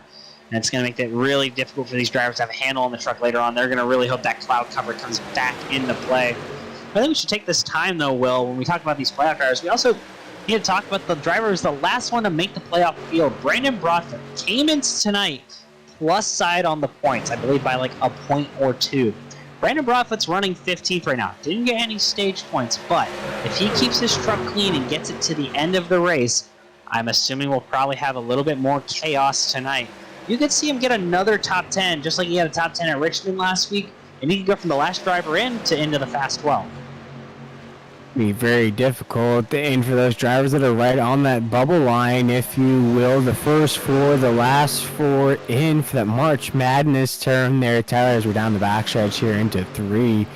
I think, here tonight, you want to solidify yourself as much as possible, because next week, Tyler, when we head to Auto Club, a track that you can go 4, 5 wide on, a track that these drivers will waste no time getting ultra aggressive and but competitive and respectful. We all know that here in the SimRacerHub.com Truck Series. But I don't think, in my opinion, Tyler, I don't want my playoff hopes to rely on Auto Club. No, you don't want to have to rely on Auto Club, but I think the big advantage of Auto Club is you can run so many different lanes. You don't have to necessarily sit behind the driver ahead of you. You can run all the way up against the fence. You can run all the way down the bottom. You can run the middle lane. If you're looking at Brandon Book, your 17th position in points, so first driver outside of the playoffs. But you're looking back throughout the field there, that's the 48 Robbie Richards. Hasn't had the night he's wanted so far, but he's just been kind of sitting around, dropped to the back early on, hasn't had any stage points. He's Charles Keller Jr., I think, is blown up for the final time. So his night is over now. So Steve Burnett and Sean Hamilton can get their trucks fixed. Maybe they can steal another spot or two, but that looks to be the end of Charles Keller now. Yeah, that 99 always with the freshest paint schemes out on the racetrack. Never seem to get that 99 to finish a complete race, or like Kyrie Irving as a point guard in the NBA, can't get him to finish a complete season. As we're off corner number 2, Adam Newberg still our race leader in that 4.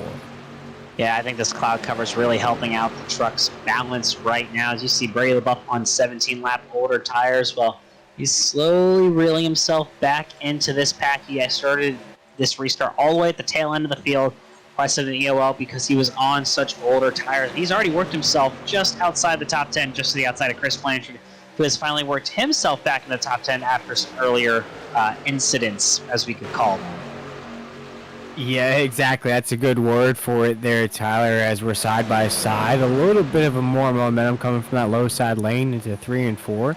Adam Newbert leading that low side lane. He has Parsons right behind him. Lumpkin in that 18 is that inside lane. Now that top side lane being led by Tim Hammond in the 69 as we're down to 1.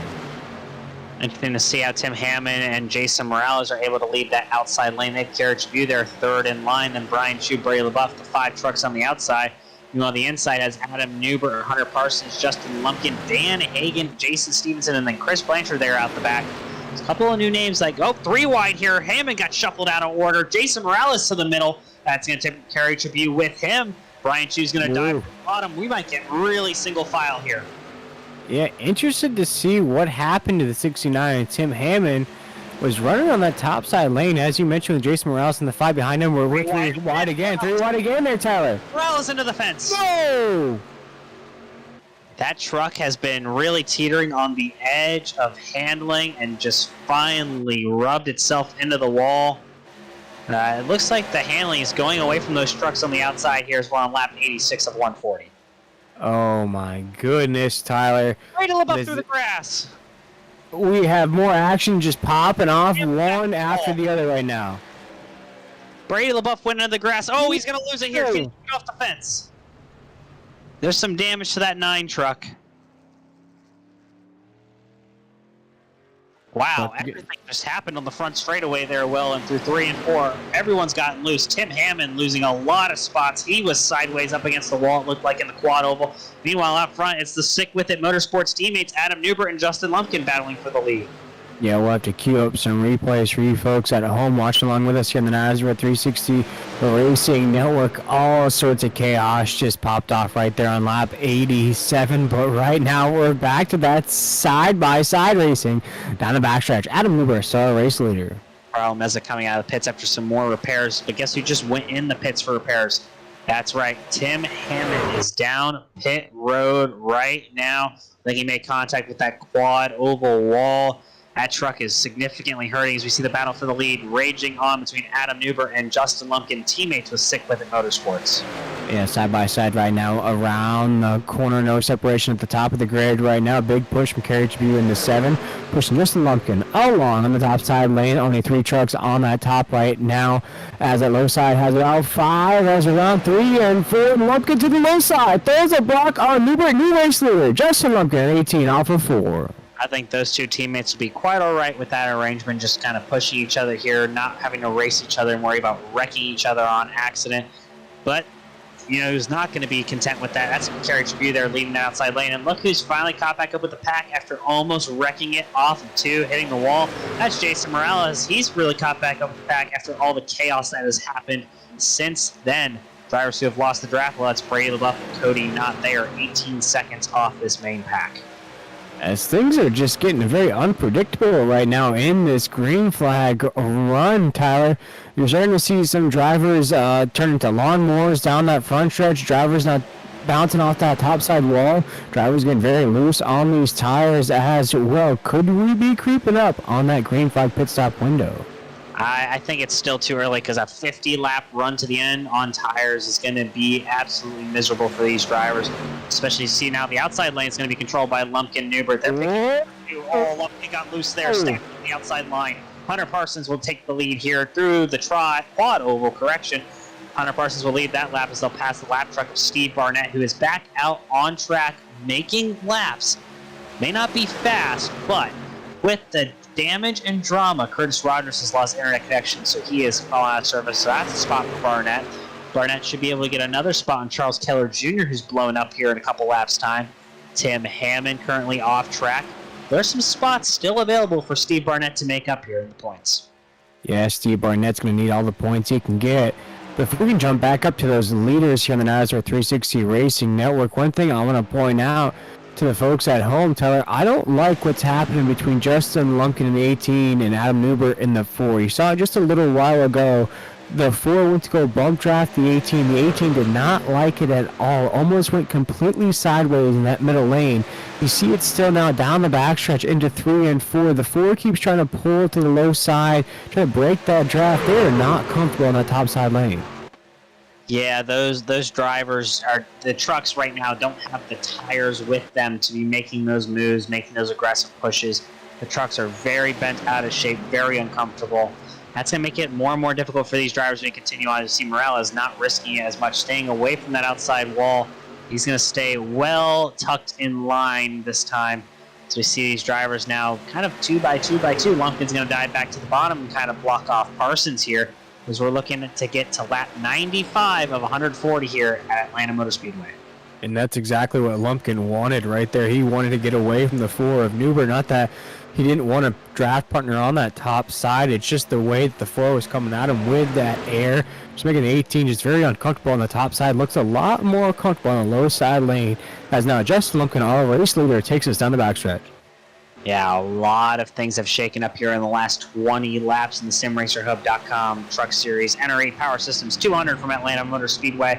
A lot of positions have changed hands. Right now, those Sick With It Motorsports teammates are 1-2. That's Justin Lumpkin and Adam Newbert.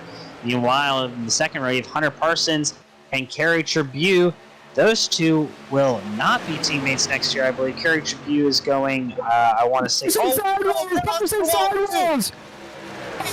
My goodness gracious, huge wreck on corner number 2. Lots of trucks involved.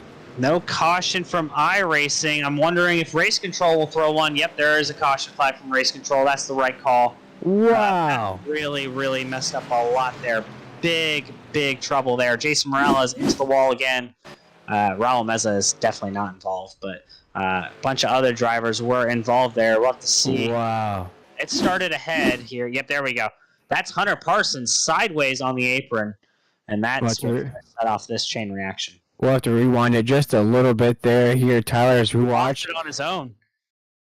The entry. That's an excellent shot here on the NASCAR 360 Racing Network. And Tyler, what are you seeing here? He gets on that red and white paint. It's super slick when these hot temperatures. Loses it on his own. Dan Hagan trying to avoid him. He's going to come up neck codes Jason Morales. Unfortunate for Morales. Brian Chu nowhere to go into the back of Morales, and it's on from there. Parsons also going to come up and just tag Chu a little bit, and he'll go into the outside. Oh. Donnie Lyons into the outside fence as well. A lot of chaos happening as leaders are down pit road. Oh my goodness, there and Parsons, wins stage 1, kind of fades there in stage 2, starting to find a little bit more speed here in this green flag run to close out the race. Unfortunately, it's going to be a replay of what we saw last week from Parson. Tyler, very strong during the race, just not going to be the truck in victory lane. Definitely not, as we're going to quickly take a commercial break and be back with you for the final run of the finish. It'll be about 40 laps when we go green here shortly, but we can take a quick commercial break as you see that incident again one more time. And we'll be back with live racing the finish here in race number 2 in the NRE Power Systems 200 as the race for the championship moves forward.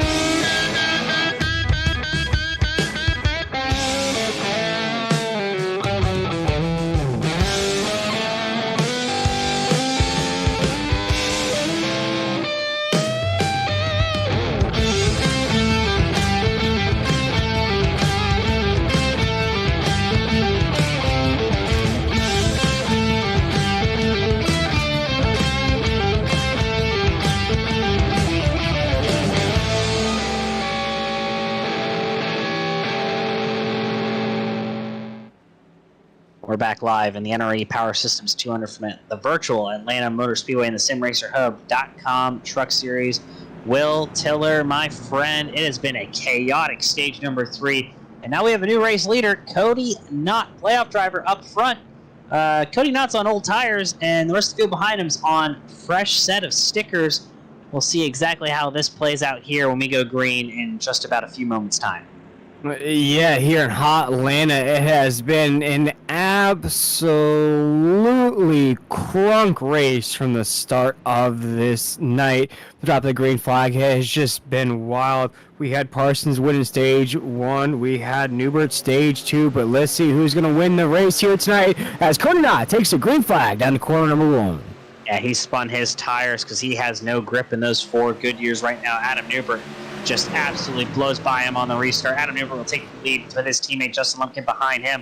Cody Knott really stacking up that inside lane. That outside lane may entirely clear him by the time he out of line. Yeah, and you see, I don't like to see that tire as things dissolved and then bottleneck down in the entry of 3. That could be disastrous for a lot of these drivers in the field if we see that again. But right now, Adam Newbert takes us across the line as a race leader. Huge run for the top side lane as Justin Lumpkin in the 18s now getting a big push up there. Now Newbert still clear on the low side. Takes us off the corner as a race leader. Yeah, stick with the Motorsports again, controlling the inside and outside lanes. They're going to continue to do as much work as they can. Meanwhile, interesting to note, Tim Hammond back out on track. He's actually going to maintain the position over Steve Barnett, because Steve Barnett did not get by him while Hammond was repairing. Hammond now 11 laps down. Meza 6 laps down. Barnett 19 laps down. Those 3 drivers still running. Meanwhile, Kyle Hess, Sean Hamilton, those 2 playoff drivers are out of the race. Those 2 have taken it to the garage and ended their days. Yeah, right now still keeping an eye out on the race at hand. One name that is surprising if we can stick with them here on the NASCAR 360 Racing Network. A driver that we're used to calling out a lot, and we haven't really called out here the last couple of weeks, Tyler, to be honest. is Nathan Maurer in the 971 here tonight, down 4 spots on the drop of the green flag, running in the 13th position. Yeah, you would say a top 15 is solid, but that's very far territory from a driver that's used to seeing victory lane. Yeah, but that Nathan Maurer 971 machine doesn't need a good finish. He's already 50-plus points clear of the cut line. He just needs to finish. In a race we've seen so much attrition so far, his top 15 finish tonight will lock him in most likely on points into the next round. So he's running the race exactly how he wanted to coming in. Complete strategy call the entire way. So a good move for Nathan Maurer and for Justin White as well, his buddy behind him in the 14th position, who also was kind of in a similar boat coming in, just kind of needed to finish the race to advance to the next round. Yeah, an incredible season for Nathan Maurer during that regular season run. But right now we're watching the battle brew between Tim Hammond at 69 machine and Brian Chu there. That's at the tail end of the pack. Two drivers that are just trying to make lemonade out of a lemon race, if you will. But things are getting very sketchy now, Tyler, on the front stretch down to corner number 1. Yeah, 36 laps to go. This is when I figured we would have had green flag stops if we were going to have them, but with the pit window already being reached on lap 97, everyone came in. If you pit, that was your pit stop. You are not going to pit unless we have a caution flag with less than 20 to go at this point, because at that point, tires would be helpful with the way tire wear has happened tonight. Right now, though, Brady LeBeouf, after going through the infield and acting as a lawnmower with some damage on the left side of that 9 truck, he's back inside the top 10, fighting for positions.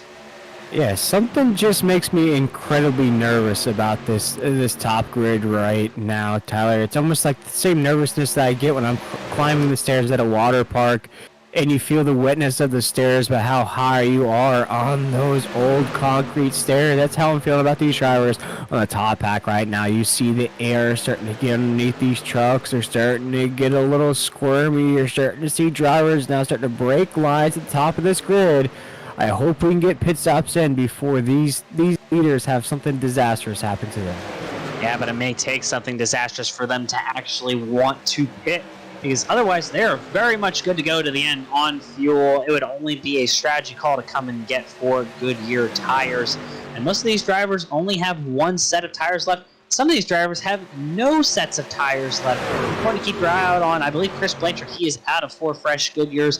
Brady LeBeouf is also, I believe, out of 4 fresh Goodyears. Robbie Richards the same.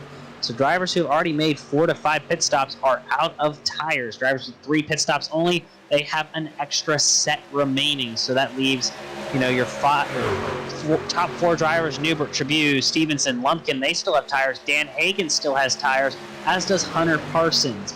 But pretty much everyone else outside of Brandon Bullock, Jason Morales, and Cody Knott, no one else has tires left.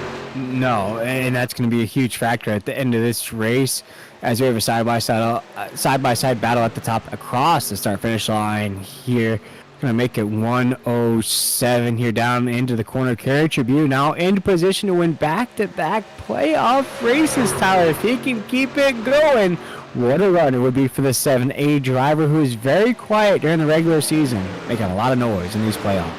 Yeah, it goes the entire regular season without winning a race, and then starts the playoffs off with 2 quick wins. Would be an upset no one saw coming, except for maybe Carey Trabue. He hasn't finished worse than 6th in his last 6 races. Carey Trabue is a very, very talented driver who thrives on finishing in the top 5 week in, week out. He won the season opening Clash, although that wasn't a points race at Daytona, so he knows how to get it done on super speedways. But can he get it done here in the playoffs, which would help him even more entering the Fast 12? Yeah, he needs it. He's locked in, but he wants another win underneath his belt. Tyler, we race for cash money here in the SimRacerHub.com. Truck Spirit, especially winning the NRE Power Systems 200 here in the ATL. It'd be a big win here going into Auto Club. See if things can stick to it right now. As we're around 1 and 2, going to ride on board with that 7 machine as we exit the corner here with Adam Newbert on his inside. On top of winning cash, also Carey Trabue will be getting an additional 3 playoff points that would help him in the next round and the round after that. And the only round that doesn't help him, it would be the final 4, because he's just got to finish fast ahead of the other 3 drivers who are racing it. But the next 2 rounds, a win, that gives you 3 more points to start those rounds. So That'd be a huge advantage. We see lap trucks going to get put another lap down there. Adam Newbert's going to now take the outside lane. Jason Stevenson looks to the inside. He'll block again. Newbert controlling both lanes well so far. Newbert's going to jump back out to the outside, get in front of Carey Trabue. Trabue has to stick in line. There's nowhere for him to go. And then Newbert's going to come back down in front of Stevenson. Maybe a little slow, but he gets down just in time. Yeah, these moves are just making me very nervous up here in the booth. Tyler, I don't know if you can see me, but my hands are starting to get a little sweaty up here, getting a little nervous, little butterflies in my tummy up here in the booth, watching these moves being made by these drivers here. The different air they're starting to feel, getting very nerve-wracking here down the backstretch. Meanwhile, you're seeing those 8 drivers they were 4x4 essentially, 2 lines of 4. Now they're splitting up. There's only 3 trucks in that outside lane. Dan Hagan abandons the outside. Ray LaBeouf's going to try and fill that gap. He's going to get to the outside 100 Parsons. Oh, really close there between Newbert and Trabue through the quad oval. Yeah, Newbert right there still throwing blocks on that low side of the lane. Carey Trabue on the top side. I was just looking on in that 18 up there with him. Excellent shot here on the NASRA 360 Racing Network. Adam Newbert in the 4 takes it down the backstretch. Yeah, these drivers are just starting to push the envelope a little bit. Lap after lap, the sun came out for a quick second, then the clouds come back. And that sun stays out any bit longer here as we go through the final 26 laps of this race. That's really going to affect the handling of these trucks, Will. And if you look at that scoring going at the top of your screen right now, Adam Newbert, playoff driver. Carey Trabue, locked in. Jason Stevenson, non-playoff driver. Chris Blanchard, playoff driver. Justin Lumpkin, non-playoff driver. Parsons, non-playoff driver. Brady LaBeouf, playoff driver. So about a 50-50 mix of non-playoff and championship drivers up here at the top of the grid. And that's what super speedway races will do to you. It'll really break up the field. Some drivers have the luck, some drivers don't. I always felt like I never had any luck at super speedway races, never could find a way to finish them. Yeah, every once in a while I'd sneak away a top 3, Will, but most of the time I'd end up on the wrecker heading back home, licking my wounds at some of these plate races. So this is definitely not a style of racing for everyone, and in my opinion, sometimes feeds more into luck than it does skill. Yeah, and with 25 laps to go here tonight, the NRE Power Systems 200, we invite you to turn the volume up wherever you are. Pop a headphone in if you're at work, because we're going to bring you the sights and sounds of Atlanta Motor Speedway one more time before we close out playoff race at number 2 here on the NASRA 360 Racing Network as we're down the backstretch.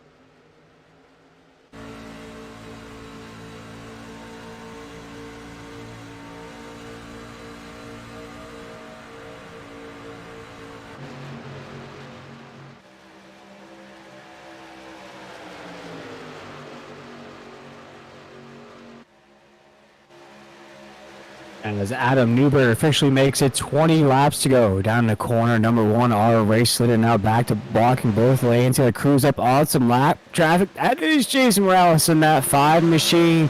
Tyler, unfamiliar with territory. That 5 now doing a Ross Chastain on the top side wall. Yeah, just kind of a bad night for Jason Rouse for starting off so strong and kind of just got put in a rough position there. Really nowhere else to go. It's so tight here in the corners at Atlanta Speedway. But now that we're just under 20 to go, I think we just take our opportunity to do our ones to watch here, Will. So coming down to it, I'll let you pick first. Who do you think is going to pull this race off? Ooh, and we bust out my statistics, my sheets up here in the booth. Let me look at this right now as we're off the corner. Adam Newberg's to our race leader. My dark horse here tonight, a driver that I feel like could sneak into contention at the end of this race. I'm thinking, looking at it right now, Justin Lumpkin in the 18. I think is my dark horse right now. Been solid inside the top 5 here tonight. Been quiet. Hasn't really pressed too many issues. Hasn't really fought the way up to the top just yet. Been solid on that top side lane. Running some pretty good laps here tonight. Right now, Justin Lumpkin in the 18. A best lap of 31.04. Last lap of 32.02. So getting a little bit slower on the racetrack. But watch out for the 18. I think the one you have to keep an eye on out tonight is actually a driver currently not in the top 10. That's your 11th place driver, Robbie Richards. He got it done at the season opener at Daytona, knows how to win on super speedways. You want to know how he did it, Will? You remember all his season opener? A big wreck on the last lap. He was the only guy to make it through. So, could we see the same thing as we see Darren Hagen just there on the board? They almost had the first domino falls, another truck in the wall on the outside. That's Brandon Bullock. That's one less truck that Robbie Richards has to pass, Will. I'm telling you, keep an eye out on that 48 machine here late in the race. Yeah, your man's is right there in the 48 machine, almost wrapped up in that as you were talking about him at the same exact time. But right now, this lead pack is still stuck together. This lead pack is mixed up with some big movers here tonight. Adam Newberg, our race leader in that 4, of course. Carey Trabue in that 7, up 15 spots from the top of the green flag. Justin Lumpkin in 18. Now Carey Trabue leading the way on the top side lane as we're down the backstretch. Justin Lumpkin up 11 spots from the drop of the green flag.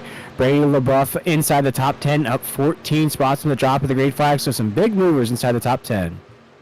Cody not well off the pace there. Looks like his truck has gone away from him here. He may have came down pit road, actually. Nope, still has not came down for 4 tires of fuel. So we have 15 laps to go here. That lead pack is now just, I want to say 10 trucks? No, 9 trucks. Bonnie Lyons well off the pace. So Robbie Richards' last truck part of this 9-truck lead pack here. Adam Newberg leads the way. He was your pole sitter tonight, ladies and gentlemen. He's control of the race and your stage 2 winner. So Adam Newberg getting it done when it matters. But, and I say but, it is a super speedway race. As we get closer and closer, as the laps wind down more and more, the pushes are going to be more aggressive, Will. Drivers are going to make bigger moves. Side drafting is going to get more aggressive. You're going to see these drivers really put it all on the line and try and win themselves into the next round. Yeah, right now, as we come off of corner number 2, just ask the Golden State Warriors. You can have 73 wins in the NBA, tie an NBA record season wins in a season, but not win when it means the most in the playoffs here tonight. Adam Newberg has an opportunity, as you just mentioned. Tyler has checked all the boxes here tonight very fast, has a stage win as well, but has to get that last box checked right now with 13 laps to go down to corner number 1. And you look at some of the trucks up here, not all of them are perfectly clean. Stevenson has some damage. Brady LaBeouf has some damage. Brandon Broadfoot has some damage. Hunter Parsons has damage. A lot of these trucks have had kind of a rough night, and you're seeing it on them as you see that group behind. Donnie Lyons has caught back up with the lead pack. Nathan Maurer, Justin White, Dan Hagen now trying to close the gap, so that would make it a 13-truck lead pack if they get back together here before the end of this race, as we will see 12 laps to go this time. But 12 to go right now, as this is the money time, the crunch time, the right Twix, the left Twix, whatever kind of time you want to call it right now with 12 laps to go. These drivers know what's at stake. You can lock yourself into the next round of these playoffs. You can put some money into your pocket. You can take some weight off your shoulders heading up until the next week. Big wreck. Justin Lumpkin got sent out the building, it looked like. He went for a wild ride. Oh, no. And Brady LaBeouf involved as well. I think that'll be the end of LaBeouf's night, and Will, I think you should never pick drivers again because the commentator's curse seems to be real for you right now.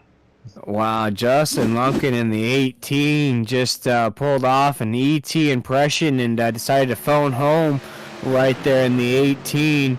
Running solid inside the top 5 right there. You see him on the top side lane. Can't miss the 18. Oh, just gets a little bit squirrely in the middle side lane and just shoots up the top side wall like a Tony Hawk half pipe and does a clean 900. I give him a 9.5 out of 10 there, Tyler.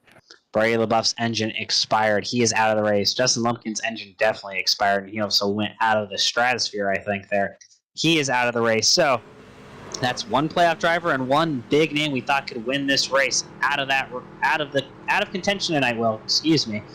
And pit stops, everyone is in for 4 fresh tires except Adam Newbert, Carey Trabue, Hunter Parsons, Robbie Richards, and Justin White. So that is an interesting call. So everyone from like 6th on back is going to have fresh tires here. Should be interesting, Will. Should be very interesting indeed. Again, we're going to ride on forward with Justin Lumpkin and the 18 machine here on the NASRA 360 Racing Network. Here tonight, it has been myself, William Tiller. Tyler Dittmer has been my co-host of the evening, and Adam Flieger has been the man giving you all those excellent shots, including that cockpit shot of the 18 of Justin Lumpkin. But if you've been liking what you've been seeing here tonight on the NASRA 360 Racing Network, we invite you to go check us out on YouTube, Facebook, and Twitter as well. Like, share, follow, stay up to date with all the iRacing action that comes at you here almost every day of the week, Tyler. But I think right now, it would be an excellent time, Tyler, to maybe catch up with our second place driver, a driver who won last week. That's the 7 of Carey Trabue. Take it away, Tyler. Yeah, I'm with your second place driver right now, Carey Trabue. Carey, you've been up front most of the evening. You won last week at Richmond. Does it allow you to kind of come into this race and race freely, trying to get the win tonight and get more playoff points? Yeah, I was trying to get up there, but I guess I got into the 51 a little bit, and they gave me the EOL, so it's all good. But yeah, I've been trying to race a little bit harder, but if anybody got caught up in those wrecks, I didn't mean to get them caught up. Yeah, that was a while back. Now you're starting on the front row here on this restart against Adam Newbert. You have Hunter Parsons, Robbie Richards, Justin White, and then 6th on back, you have a lot of drivers with fresh Goodyear tires. Was that a strategy call to stay out there, or did you just forget to pit? I was seeing what Adam was going to do. I was going to do the opposite, but kind of just committed to staying out right at the last second, thinking there's going to be more cautions here. Well, that's definitely a possibility tonight. We've seen these trucks get super loose. As we're about to go back green flag racing. I'll let you go back, Carey, talk with your team, and make a good run at the finish here. But best of luck rest of the way. All right, thank you. That was your second place driver, Carey Trabue, and we'll get this grid reset for you. We're about to go back green flag racing here with just under 8 laps to go. Row number 1, Adam Newbert with Carey Trabue to the outside. Row number 2, Hunter Parsons and Robbie Richards. Row number 3 has Jason Stevenson and Justin White. First time in the top 10 pretty much all night for him. Row number 4, Chris Blanchard and Brandon Broadfoot. Row number 5, Dan Hagan, Donnie Lyons. Row number 6, Nate Maurer, Brandon Bullock, and rounding out your drivers still in the lead lap, Brady LaBeouf and Jason Miles, but Brady LaBeouf will probably be in this time for damage repairs. We're about to go green flag racing. Adam Newbert going to lead the field to the green. The NRE Power Systems 200. He gets a great jump. Carey Trabue spins the tires. Drivers are not going well in the outside lane. Inside lane got a great jump there, though, Will. Yeah, it's Dale Jr. time with 8 laps to go. Oh my goodness, already getting a little squirrely as we enter one low side lane. Is like a choo-choo train, choo-choo, off corner number 2 down the backstretch. Yeah, you saw Robbie Richards left Carey Trabue out there as he had a terrible restart. Trabue can't get to the bottom. He had an opportunity there, chose not to. He's going to go with Stevenson. Broadfoot's meanwhile going to stay at the bottom. Robbie Richards needs to pick a lane. Oh, Broadfoot takes the inside. Now you're going to see drivers scatter and find a new position. Richards will lead the outside. Blanchard's going to go up to block him. Nope, he's going to dive back to the bottom. Outside, that's Hunter Parsons and Justin White going to the lead. In a sense of where did he come from, Justin White, and that 2 truck has not been in the mix at all here tonight, not even inside the top 10, I don't think, Tyler. At least I haven't been paying attention to that too, but I am paying attention now. Currently in the 3rd position of 15 spots from the drop of the green flag. The 2 machine wants a shot here tonight after being in contention the last couple of weeks as we come off of 4. Adam Newber saw a race leader, but things getting very dicey as we enter into the first corner. Chris Blanchard has the freshest tires here of anyone up front. Brandon Broadfoot, the second freshest tires, and it shows. Those 2 trucks are not wobbling around like the rest of the field is here. Brandon Broadfoot, Chris Blanchard, they're going to be 2nd and 3rd. Can they work together to get the lead here? Justin White really struggling on his old tires, along with Adam Newbert and Hunter Parsons. I'm looking to see if Broadfoot and Blanchard will work together here, knowing they are on the freshest tires. Dan Hagan also on fresh tires there, sitting in 4th. Yeah, Blanchard right there behind the 4 as we cross the start-finish line here. On the front stretch, we have a truck into the wall there. See if it causes calamity. It does not. Everybody's just going to take that in stride, keep it moving, keep it grooving. And as that truck keeps bouncing off the top side wall, I believe it's the 39 of Dan Hagan there, if I'm not mistaken. Yeah, that was Dan Hagan, 39. Is that Bray LaBeouf just slowing down on the inside? I think his truck's finally given up on him, but he's still trying to make laps. Meanwhile, single file up front, the first 6, 7 trucks, first side by side. Brandon Broadfoot gets shoved out of line. He's going to look to the outside of Blanchard. Does anyone go with him? I'm surprised no one went with him. He's on fresh tires, but no. Oh, Justin White down through the infield. Justin White is now on the apron. See if he can re-enter cleanly. Doesn't do it there to have a second try. Justin White in the 2 machine. I think you're absolutely right there, Tyler. I need to stop talking about drivers. The minute I did, he lost the pace on the racetrack. Right now, as Adam Newbert takes us off of 4, it is becoming clear of who will have a shot at the end. But boy, my hat goes off to Jason Stevenson, the 93, arguably having the best race of the season here tonight at Atlanta, currently in 4th.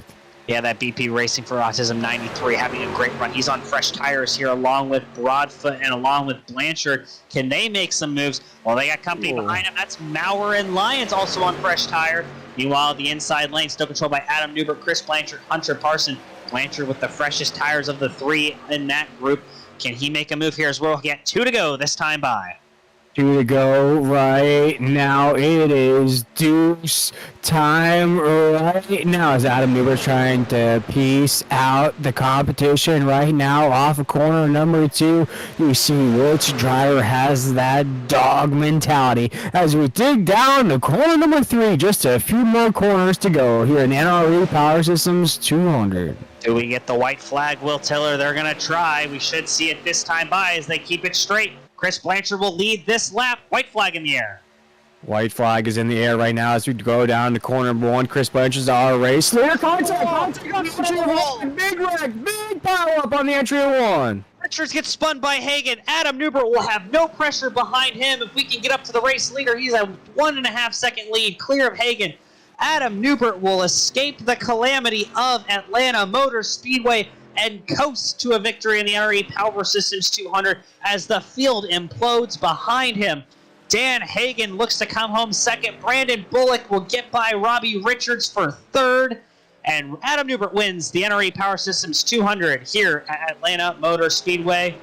The 4 Stick With It Motorsports machine gets the job done. Once everyone crosses the finish line, we'll get you your final results, ladies and gentlemen. But chaos here on the final lap.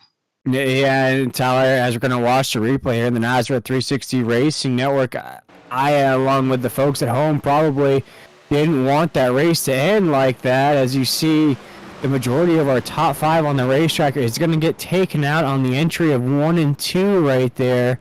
Our race is going to end essentially on that corner as Adam Newbert's going to have a parade lap the rest of the 75% of the racetrack there to snag what was an incredible race victory for the 4. Not to take anything away from Adam Newbert, just absolutely dominated here in Atlanta. But to have the race end like that, just not the greatest finish. What was an extremely exciting race throughout. Yeah, kind of a lack of patience there. It looked between Stevenson and Blanchard to his outside. Hagan spins. Hagan and Richards may have cost themselves a chance at beating Newbert is you're going to watch those two red trucks on the bottom. They're going to actually touch and spin each other there. They probably could have caught Newbert if they didn't essentially wreck each other. Those two will be kicking themselves, but Hagan apologized over the radio to Richards, saying he's sorry about how that happened. You watch the 48 and the 39 there on the inside, those two red trucks. They're going to get clear of the initial incident, but the 39's just going to clip Robbie Richards in the middle of 1 and 2 and going to cost them a chance of hunting down your leaders right there. And I just think, Tyler, you look at the drivers involved in this accident. There's a couple of drivers that were non-championship. There were a couple of drivers that were championship drivers. After next week's results at Auto Club, do you think we're going to look back at this last lap, corner number 1, of who advances through? Yeah, it's just, we'll look at the final results now. We'll pull out. You see Maurer gets involved in the last lap. Morales gets involved even more so. We'll bring up the final results here for the ladies and gentlemen at home. Things just kind of devolves. Adam Newbert does his Alan Kulwicki Polish victory lap here, but I do want to take this time and look at our final race results, ladies and gentlemen. Your winner, Adam Newbert. Second place, Dan Hagan, non-playoff driver. Third place, Brandon Bullock, non-playoff driver. The next playoff driver outside of Adam Newbert, that's Robbie Richardson, 4th. Carey Trabue, another top 5, continues the solid runs. Donnie Lyons, non-playoff driver. He's 6th. Justin White, playoff driver. He was pretty much already locked into the next round. This will solidify with his 7th place finish. Hunter Parsons, non-points driver. Jason Stevenson, non-playoff driver. Chris Blanchard with a top 10. Good finish for him after struggling early on and missing out on some stage points. Jason Morales rebounds after getting wrecked for an 11th place finish. Nate Maurer locking himself into the next round with that 12th place finish. Brandon Broadfoot finishes 13th. Cody Knott 14th. And Brady LaBeouf rounds out your top 15. A bunch of playoff drivers there in a row from 11th through 17th, it seems. Yeah, and just looking down the rest of the field real quick, you got Raul Meza in the 37, finishing 16th. Justin Lumpkin in the 18, finishing 18th. Just a quick look at the rest of this field. Sean Hamilton, the 89, is going to finish 23rd. Kyle Hess in the 86 is going to finish 24th. Steve Barnett, you talked about that name coming in here tonight. 42 is going to finish 20th here tonight. 18 laps down. Tyler, what an incredible race it has been here tonight from Atlanta. But we're going to step aside for our last break of the evening. We'll be right back for that post-race recap show here on the Nazareth 360 Racing Network.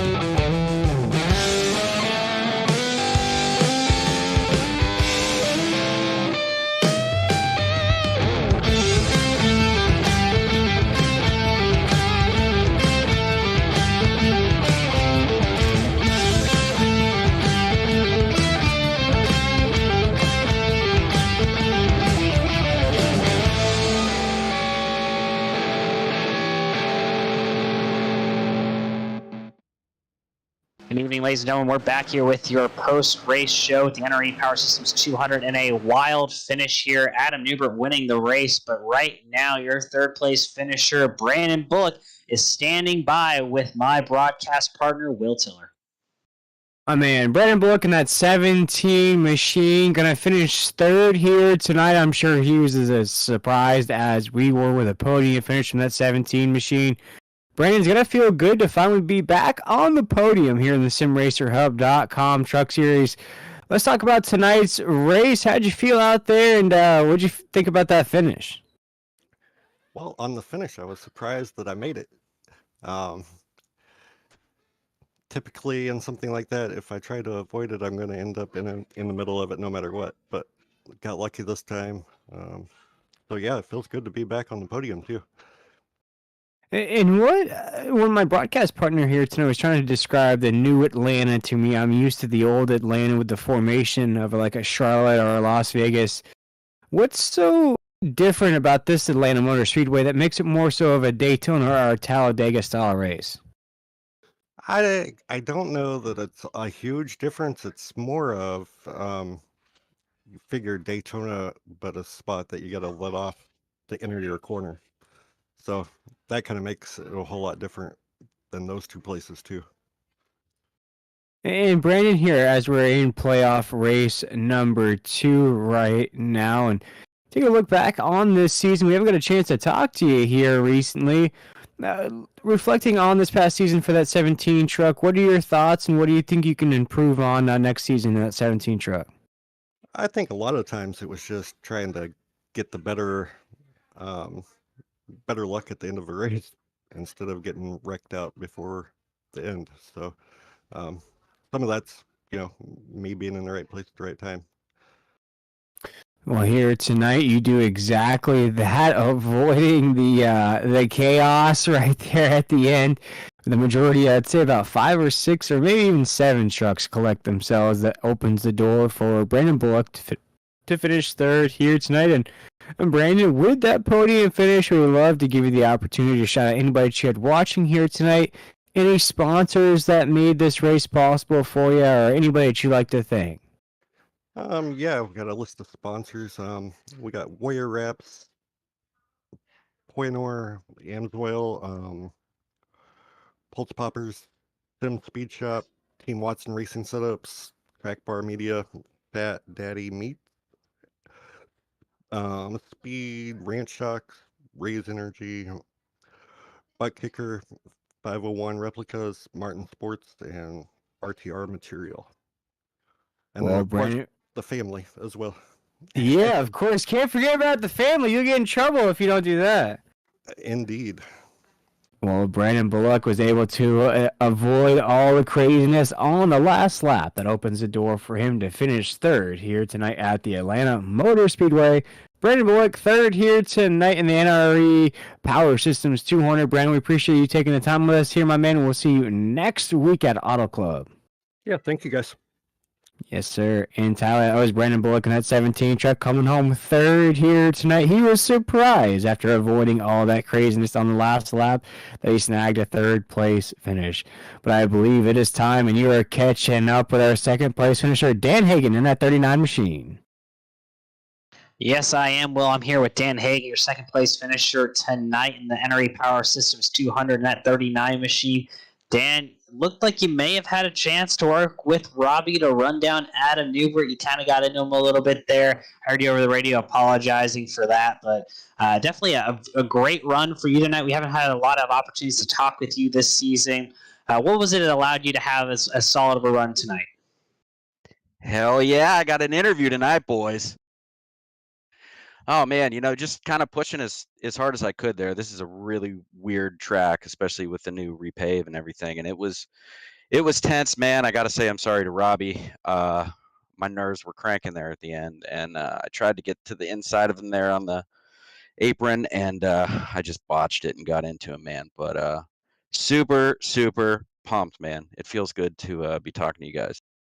Yeah, you mentioned that repave and how it's affected Atlanta. We heard Brandon Bullock saying you have to blip the throttle entering the corner. Having raced here myself, I can attest to that. But it still does feel like a Daytona-style race. Really, it's only 2 lanes, not a 3rd lane. How did you approach this race, and what was it like having these trucks slip around as much as they did on old tires?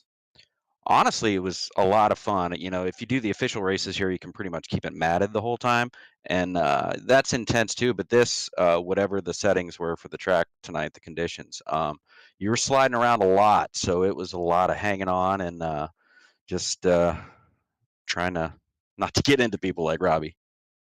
Yeah, and you were one of the few drivers that came in pit during that final caution with about 10 laps to go, giving you much fresher tires over the field around you.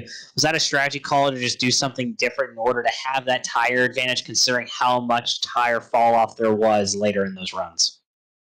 I honestly couldn't believe that anybody stayed out. When I saw that people were staying out, I was thinking that's insane. There's no way you could do that because I was getting loose. I don't know, earlier on, I was running up in front and then I had to back out because I was totally sideways and I got back about 12th. So there was no chance that I wasn't going to take tires. Well, Dane, great to have you here tonight. And we appreciate you being so enthusiastic about these interviews. You know, sometimes people aren't as enthusiastic as you are. We're glad we were able to finally get you an interview this season. But before we let you go, the best part about the night is thanking everyone who makes it happen for you. So is there anyone you'd like to thank? Yeah, man, absolutely. I got to thank my beautiful fiance, my mom, my dad, my stepdad. You know, they're always watching every weekend, and it means the world to me. All my teammates on Warrior, man, it's a bunch of great dudes. I love those guys. I look forward to this Mondays and Fridays. It's good to get with the boys and race. Man, Warrior Wraps, Pulse Poppers, Speed Shop, Team Watson setups, Butt Kicker. There's a couple here I can't even pronounce, but screw it. My boys in AJR. You know, just everybody that's watching me, man. It's fun. I love this crap, and can't wait to get my first win here soon. Yeah, well, that's definitely a big step in the right direction. Second place, just one spot short of that elusive win. I feel like we'll definitely be seeing you more up front, especially on these super speedways in the near future. But again, congratulations tonight on your second place finish, and we hopefully we can talk to you maybe a couple more times before the season's over. Oh, it's coming, my man. It's coming. All right, that was your second place finisher, Dan Hagan. Meanwhile, though, Will Tiller, you're standing by with our race winner, Adam Newbert. As the dollar bills begin to fall down here in Victory Lane, the Vince McMahon walkout song, the Money, Money, Money, Money, Money, begins to play here in Victory Lane. Adam Newbert back in Victory Lane here in the SimRacerHub.com Truck Series. Adam, I was starting to think about 13 days in here in the month of March that wasn't going to be the same style of driving we saw in February. Adam, you erased all doubts here tonight, getting the win at Atlanta, locking yourself into the next round of the playoffs here. Break it down. How you got it done here tonight? I don't know. I'm still confused, Will, because every truck race I've ran in the month of March has been top 3. You know what I mean? Because the other 2 races I missed. Right. But in the month of February, winning 5 out of 8, though. Yeah, we're back, though. Money Man's back. We got to come up with a better nickname than Money Man. We got to come up with something better than that. That's it. Money Man. Well, I'll tell y'all what. I really am really happy about winning this race. This is my home track, and I've been wanting to win at Nazareth, at Atlanta for a long time. My best finish here was second in Friday night back in like season 4. I think that was the closest I've come to winning here. And I thought when this track went to a plate track or a super speedway track, I thought that every single chance I had of ever winning here again was gone because I do not ever do good at these super speedway races. I'm so shocked that we led the most laps tonight, come away with the stage win, and won the race. I mean, I cannot believe that. And I guess I just keep finding ways to not lose these things because I had that race lost right there. They were going to pass me. Blanchard was going to blow by me on the outside with those fresh tires. And I had found a way to lose that race. And then, I don't know, somehow the seas just parted. And, you know, I saw the Gold River. So, you know, yeah, I don't really know what to say about that. That's just, I don't know, that's just the way our luck's been going recently. That's just a lot of luck that we've been having. That's 4 wins in the last 6 races on Monday night. That's huge points advantage tonight. Coming in 22 points out, missing last week. This was a huge need for today. All I wanted to do was not wreck today, so we definitely achieved that. Yeah, Adam, in some of these leagues you're racing in Nazareth, you have to race an uphill battle in order to advance in some of these rounds. But here tonight, I do believe mathematically you might have locked yourself into the next round If not, I believe you can finish maybe the top 20, top 15 next week. Not have to worry about it there. But Adam, you just touched on it there. You survived tonight's race. Very tight, very 2x2 racing throughout tonight's race. Do you like that style of race, or would you have preferred to get out in that clean air? I don't like super speedway racing at all. I've never been a fan of it. Everybody knows I complain about them every time we go to the super speedway. I'm like, why the heck do we go to so many super speedways? So yeah, I definitely would like to just stay single file. There were times there we were just all kind of riding, chilled out. And I really was enjoying that a whole lot better than when we were double file. And I don't know who y'all talked to tonight, but these trucks were so loose on old tires. And I mean, I think we were probably on what? We pitted at like round lap 100 right there, so we were on like 40 lap old tires, probably a little bit before 100. So we were on pretty old tires right there, and everybody else being on like 30 something, 40 lap old fresher tires. These things were so loose. I thought a couple times that when Blanchard got to my outside, I was going to lose it. And I think there was a lot of guys out here struggling. You saw some guys spin out because they got so loose, and they'd go into a corner and the truck would get loose and they'd overcorrect, or something else would just happen. They'd go on the apron. You saw a lot of wrecks like that tonight. So just the fact that we could hang on to it, just awesome. Yeah, I noticed that as well. A few trucks starting to get sideways. And Adam, I'd like to ask you here, when you were coming off of 2 down that backstretch, when was about the point the spotter came across the radio and let you knew that that last lap was essentially going to be a parade lap for you? Well, whenever they started wrecking, Justin Lumpkin was out of the race, and he told me, he was like, it's yours. And then I looked in the mirror, and I saw Robbie get turned by, I think, Dane Hagen. And I knew for sure there was good. I thought, if Rob would have kept going, maybe he'd have pulled my draft and had a chance. But when I saw him spin, I was like, it's over. And then I was like, and then my next thought was, I wonder if the track is clean in front of me. And I'm like, surely it's clean in front of me. They wrecked into turn 1. So you gotta make sure it's good for that parade lap. These paranoia thoughts just go through my mind in these situations. And yeah, the track was clean and it was just cruising. I mean, I couldn't. I was stressing hard right there too because I was so loose. I thought I was going to wreck the truck, racing side by side with Blanchard. Well, Adam, with a win here tonight, we talked about that next round. Auto Club before that next round next week. Do you like Auto Club? What do you think your chances are there? Are you going to race it hard, knowing that you're all but locked in? What's the mindset heading into next week? I don't know if we're locked in or not. We'll have to see the points. We were 22 points out. I missed last week, so it's not. I'm not a win in, you're in. My win doesn't lock me into the next round. So, gonna try to get some good points. I kind of like Auto Club. It's a track that people are gonna be able to get spread out at, and I like the fact that you can get spread out. And it's kind of a driver's track too. Takes a little bit of throttle control. Off those corners when those things start to get loose and everything. So I got to go for some more points. I can't lay down and just ride in the back the whole race. I got to get some more points next week, but I think we're in a pretty good position. I can't wait to see when these points come out. Yes, sir. We can't wait either. Be sure to keep up with that on Facebook or Twitter for the new points results here in the SimRacerHub.com Truck Series. But tonight's winner, Adam Newber, in that Ford machine. A huge congratulations from us up here in the booth. But Adam, before we let you go, my man, I think you know the drill with all these W's here you've been racking up here at Nazareth. Anybody you'd like to say hi to? Anybody you'd like to thank? Any sponsors that made this race possible for you? Yeah, I think Dittmer gave me some good luck too, didn't you?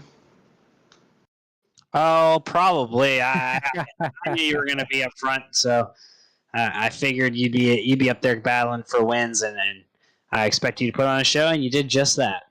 Yeah, that was awesome.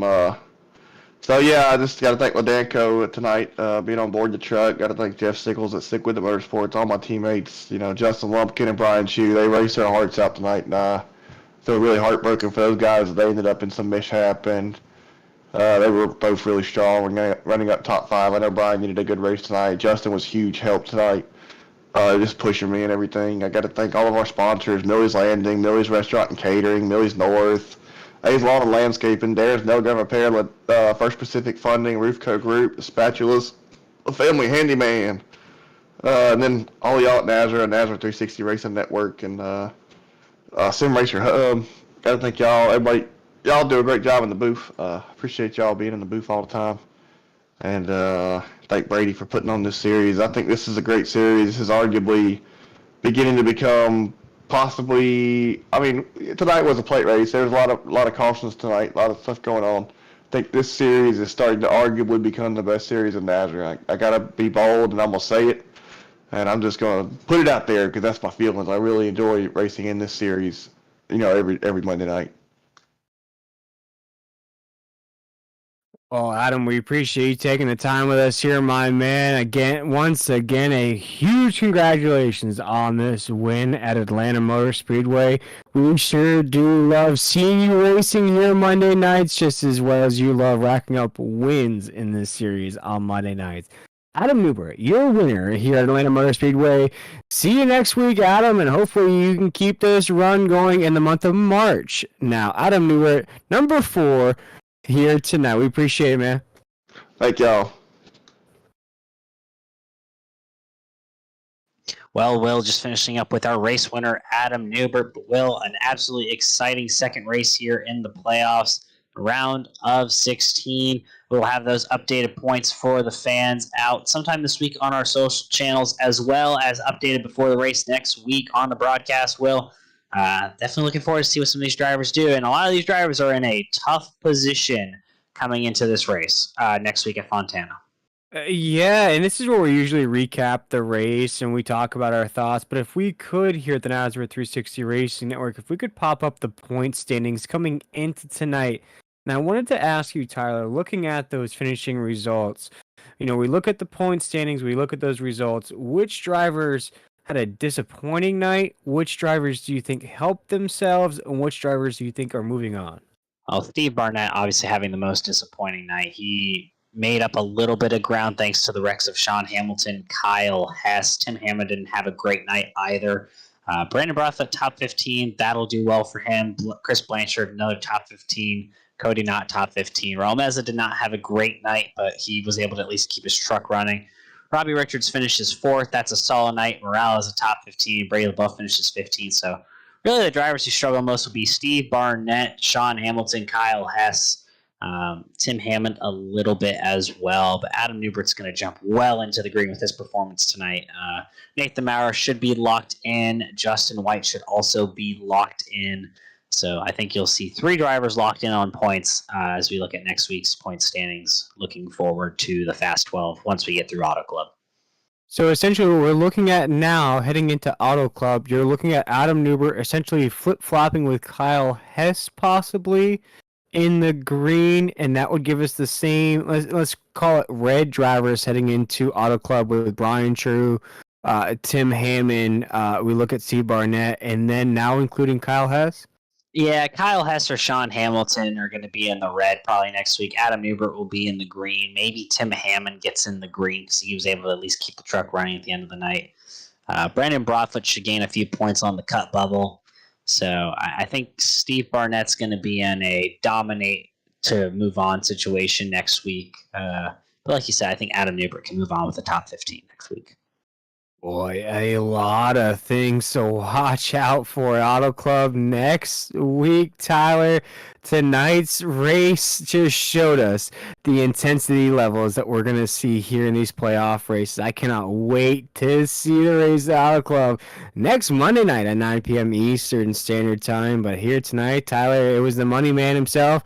They're going to need to come up with a new nickname for him, but racking up all those W's here. We can call it the Rocket Man, if you will. I know that's Ryan Newman's nickname, but right now, nobody's faster than that Ford machine here at NASCAR. And Tyler, he fought through everything, all the adversity, all the pressure he felt. This was not an easy race to win, but he got it done here tonight. Yes, he did, Will. And like you said, next week at 9 p.m. Eastern Time, we'll be here with the final race of the round of 16 at Auto Club Speedway. And then the week after that, we start the Fast 12, Watkins Glen, first and only road course on the season, Will. So the next 2 weeks go from a very wide multi-groove racetrack to the tricky track up in upstate New York. Will, should be a fun couple of weeks coming up. But for now, we will wish everyone watching at home a great evening. Thank you all for tuning in. That's Will Tiller. I'm Tyler Dittmer. Adam Flieger giving you all the great shots tonight and doing his amazing production work behind the booth. We wish you all a great evening and hope you all tune in next week to watch the final race of the Sweet 16.